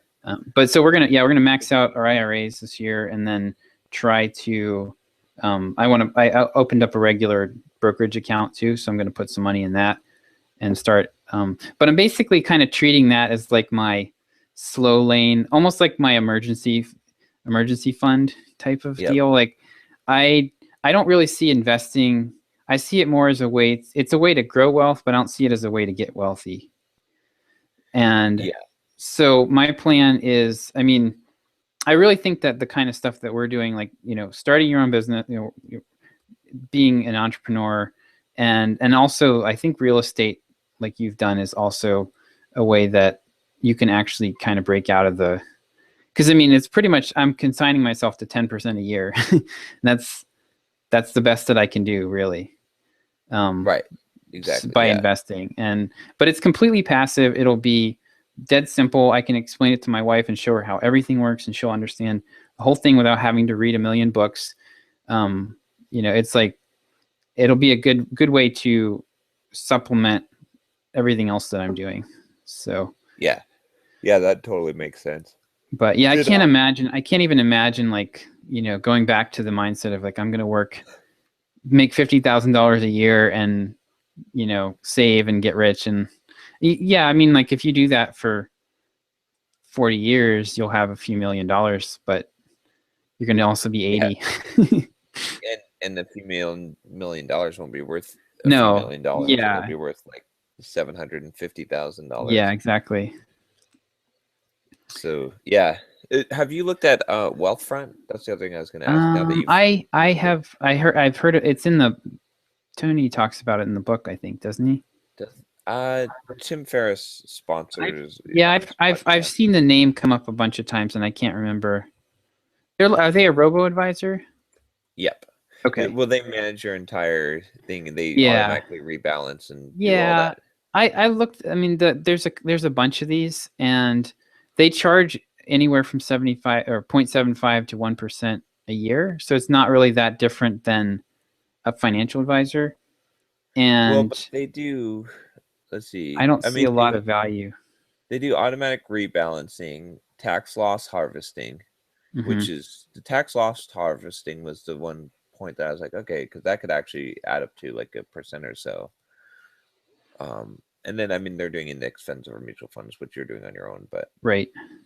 I think what my plan is to spend a few years doing this myself, and probably make a few mistakes, and then probably at some point I'm going to want to hire a financial advisor and pay him 1% a year, but it will be for all of the other stuff he can do for me, not for him to manage my mutual funds. It'll be because I need help, with estate planning and managing a large, just figuring out how to set up my finances so I don't get destroyed by taxes and that sort of thing. Yeah. Okay. So yeah, because I think that kind of stuff. So from what I was getting from my advisor, 1.5% was not worth it for me. No. But it would. It doesn't seem like much, but when you compound it, that's when it's Yeah. like. Yep. Yeah. So yeah, this has been a fun. This has been fun. I've actually been having a lot of fun just playing with my Schwab account, and Yeah. I had like 10 different mutual funds, and I went in and sold them all, and it's like slinging thousands of dollars around, and Nice. makes you feel powerful. But yeah, I'm thinking about, I don't know, I want to check out Wealthfront just because it's a hands off and it's not an advisor, so you're paying a small fee. Like Yeah, what is the fee? Is it 1%? Because that's not small. Like size. if they were going to charge, to me, to just do portfolio rebalancing and stuff, if they were going to charge like 0.25 to 0.5%, that would be worth it. Might be worth it. They have a monthly fees calculator. So if you have a portfolio of, what is it, like, let's say that you had $200,000, it's $40 a month. That's not bad. I don't think. $40 a month would be, well, $40 a month would be what?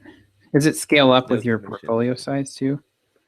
Yeah, that's, I mean, that might be it's probably in the 0.5% or $1 less. million or maybe is $200 a month. Okay. Yeah, I mean that's pretty small. Yeah, especially like if the thing that they do, that the whole thing that I was looking at them for was they do the tax loss harvesting. Yeah. Which is hard to do on your own. Uh-huh. The rebalancing you can do. That's really easy. Now, I think they do the rebalancing more frequently than once a year, though. Okay, you can do it like once a month. But I mean, if you're paying someone, right, like $30, like it's probably worth. You see what I'm saying? Like, so at that point, like if they can hit the tax loss harvesting and the automatic rebalancing, and they're getting you, I think the tax loss harvesting alone makes up their fees. But I think with the rebalancing, you come up ahead, and then it's all automatic. So I don't know. I wanted to look at it. Yeah, it also depends like how they end up. Assuming that they, I mean, if I could do if I could just tell them to execute what I'm doing, yep, that would be kind of nice. That would be worth it. But if they're gonna try to stick it all in their choice of mutual funds, and you again end up getting stuck with you just don't want to get stuck with the mutual fund fees too. Well, yeah, that's what they use ETFs. Okay. So well, ETFs can have the same issues with fees. Oh, wait a minute. No, they're using index funds. So they're not even using ETFs because they have enough money that they don't need ETFs, right? Because they can actually create their own ETFs essentially. Okay. Well, I mean, there are index fund ETFs as well. Right. Yeah. So yeah. Yeah, I mean, as long as they're using the really super low fee funds, then that's worth checking out.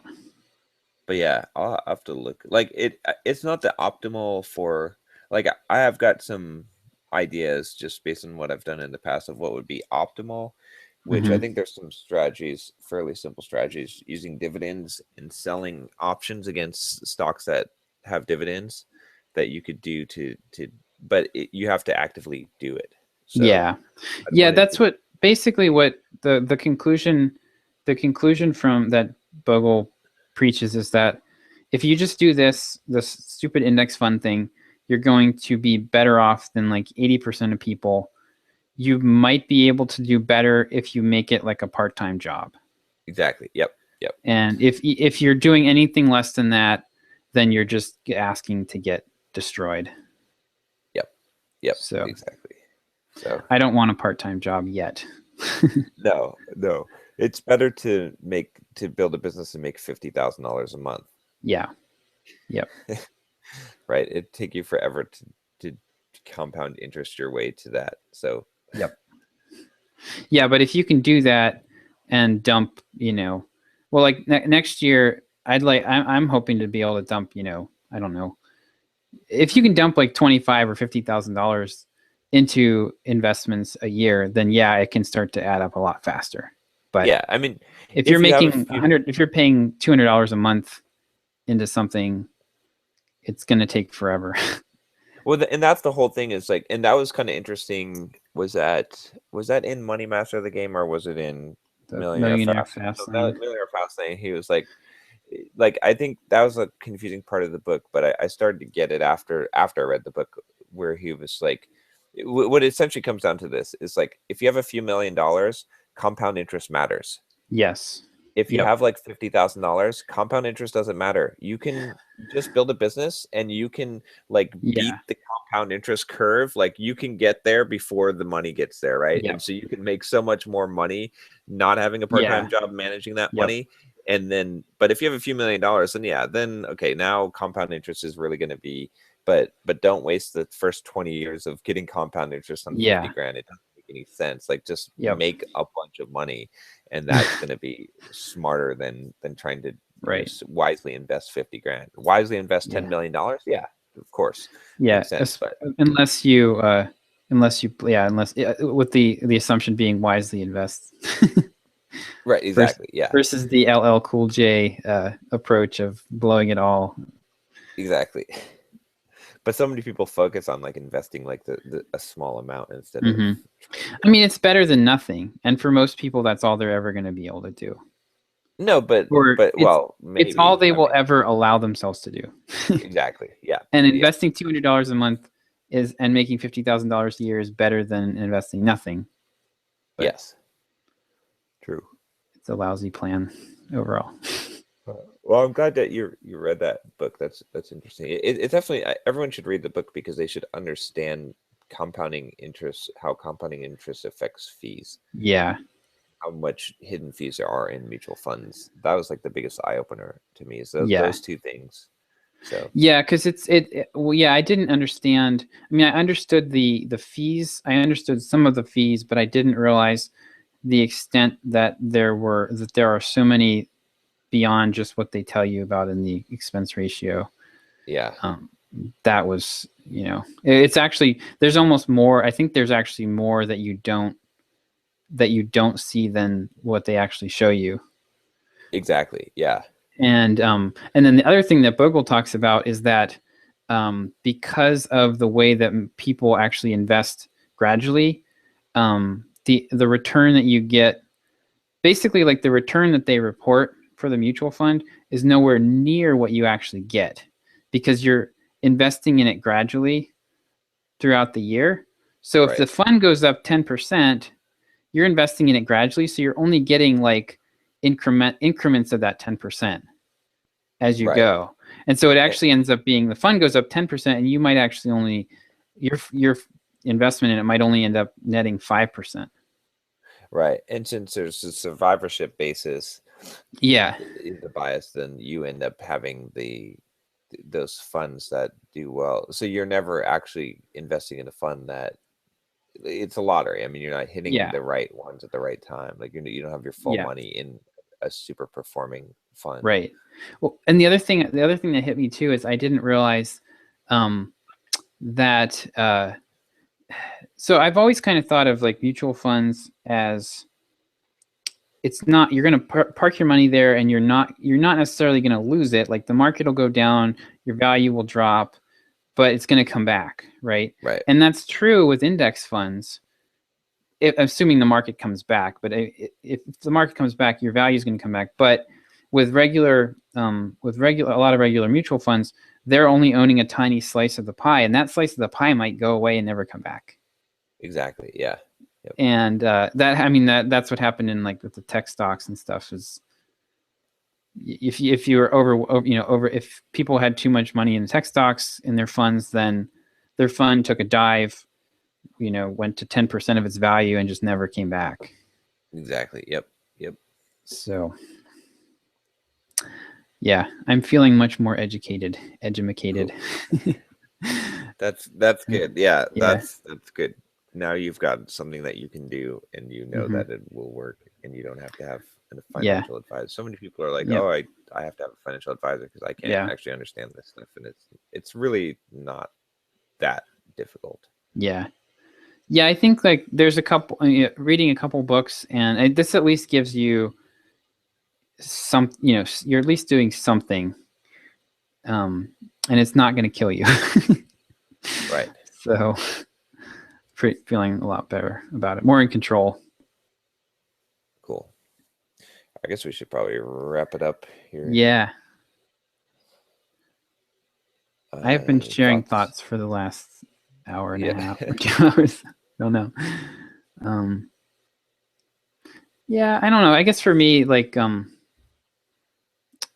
just when you take ownership of something, it's a huge confidence booster. Don't outsource the important parts of your life. I Yeah. guess the really, really important stuff. Let's see. I guess I would say big one for me this week that I've been discovering is take responsibility for everything in your life. Mm, Kind of similar to what you said, but essentially, like, and it goes to control. You only have control over what you choose to be responsible for, mm, and the only way that you'll be happy is if you have control, like, over your life, over events, over things that are happening to you. And so if you choose to take the stance of taking responsibility for things rather than blaming events or circumstances or hmm. situations, then you have more control, and that control gives you more freedom, and freedom is what ultimately gives you more happiness and Yeah. success or fulfillment in your life. So Yep. always take responsibility.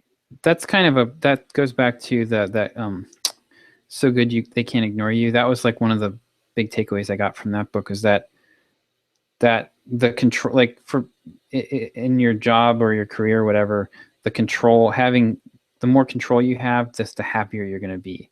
Yeah. It's more important than income and a lot of other aspects of it, or even what Right. you're doing necessarily. Like having, being in control of it is more important than doing exactly the thing that you think you'll love. Exactly. Yep. Yep. Yeah. And I discovered that many times, just even with simple programmer, just having, because there were, I mean, obviously, like, you can be in control and not be in control. Like, if you think you're obligated, you have to do things, Hmm. and you've set up those rules for yourself, then you may not be in control. And then you can be an entrepreneur and still live in a prison. If you create your own prison, you have to choose. So cool. Nice. All right. Next week, Alrighty. I think we'll have the full crowd. I'll be Yeah, in I San think we'll be Diego. back in force. Yeah. All So right. happy And New Year. tomorrow we officially go into business. Yeah. Yeah. Yes. Awesome. I'm excited. I'm excited that this 10 step stuff has gone so well, because that basically, that's like a huge running start. Yeah, So, yeah, definitely. Yeah, I have a feeling once you're able to get the new copy for the how to market yourself, and once we get that going, that we'll really be able to, like, we'll be able to hit those milestones. yep. Like, it'd be nice to hit that first milestone like within a few months, and Yeah. then, like, by the end, I mean, I think if we really nail it by the end of the year, like in 1 year's time, we could probably even hit the second milestone. So Yeah. I think so too. yeah, I would like to get. I mean, the potential here is to have $100,000 a month revenue. I think that's quite possible. So, Let's do it. all right, All all right. right. See Happy ya. New Year. Yeah. Bye.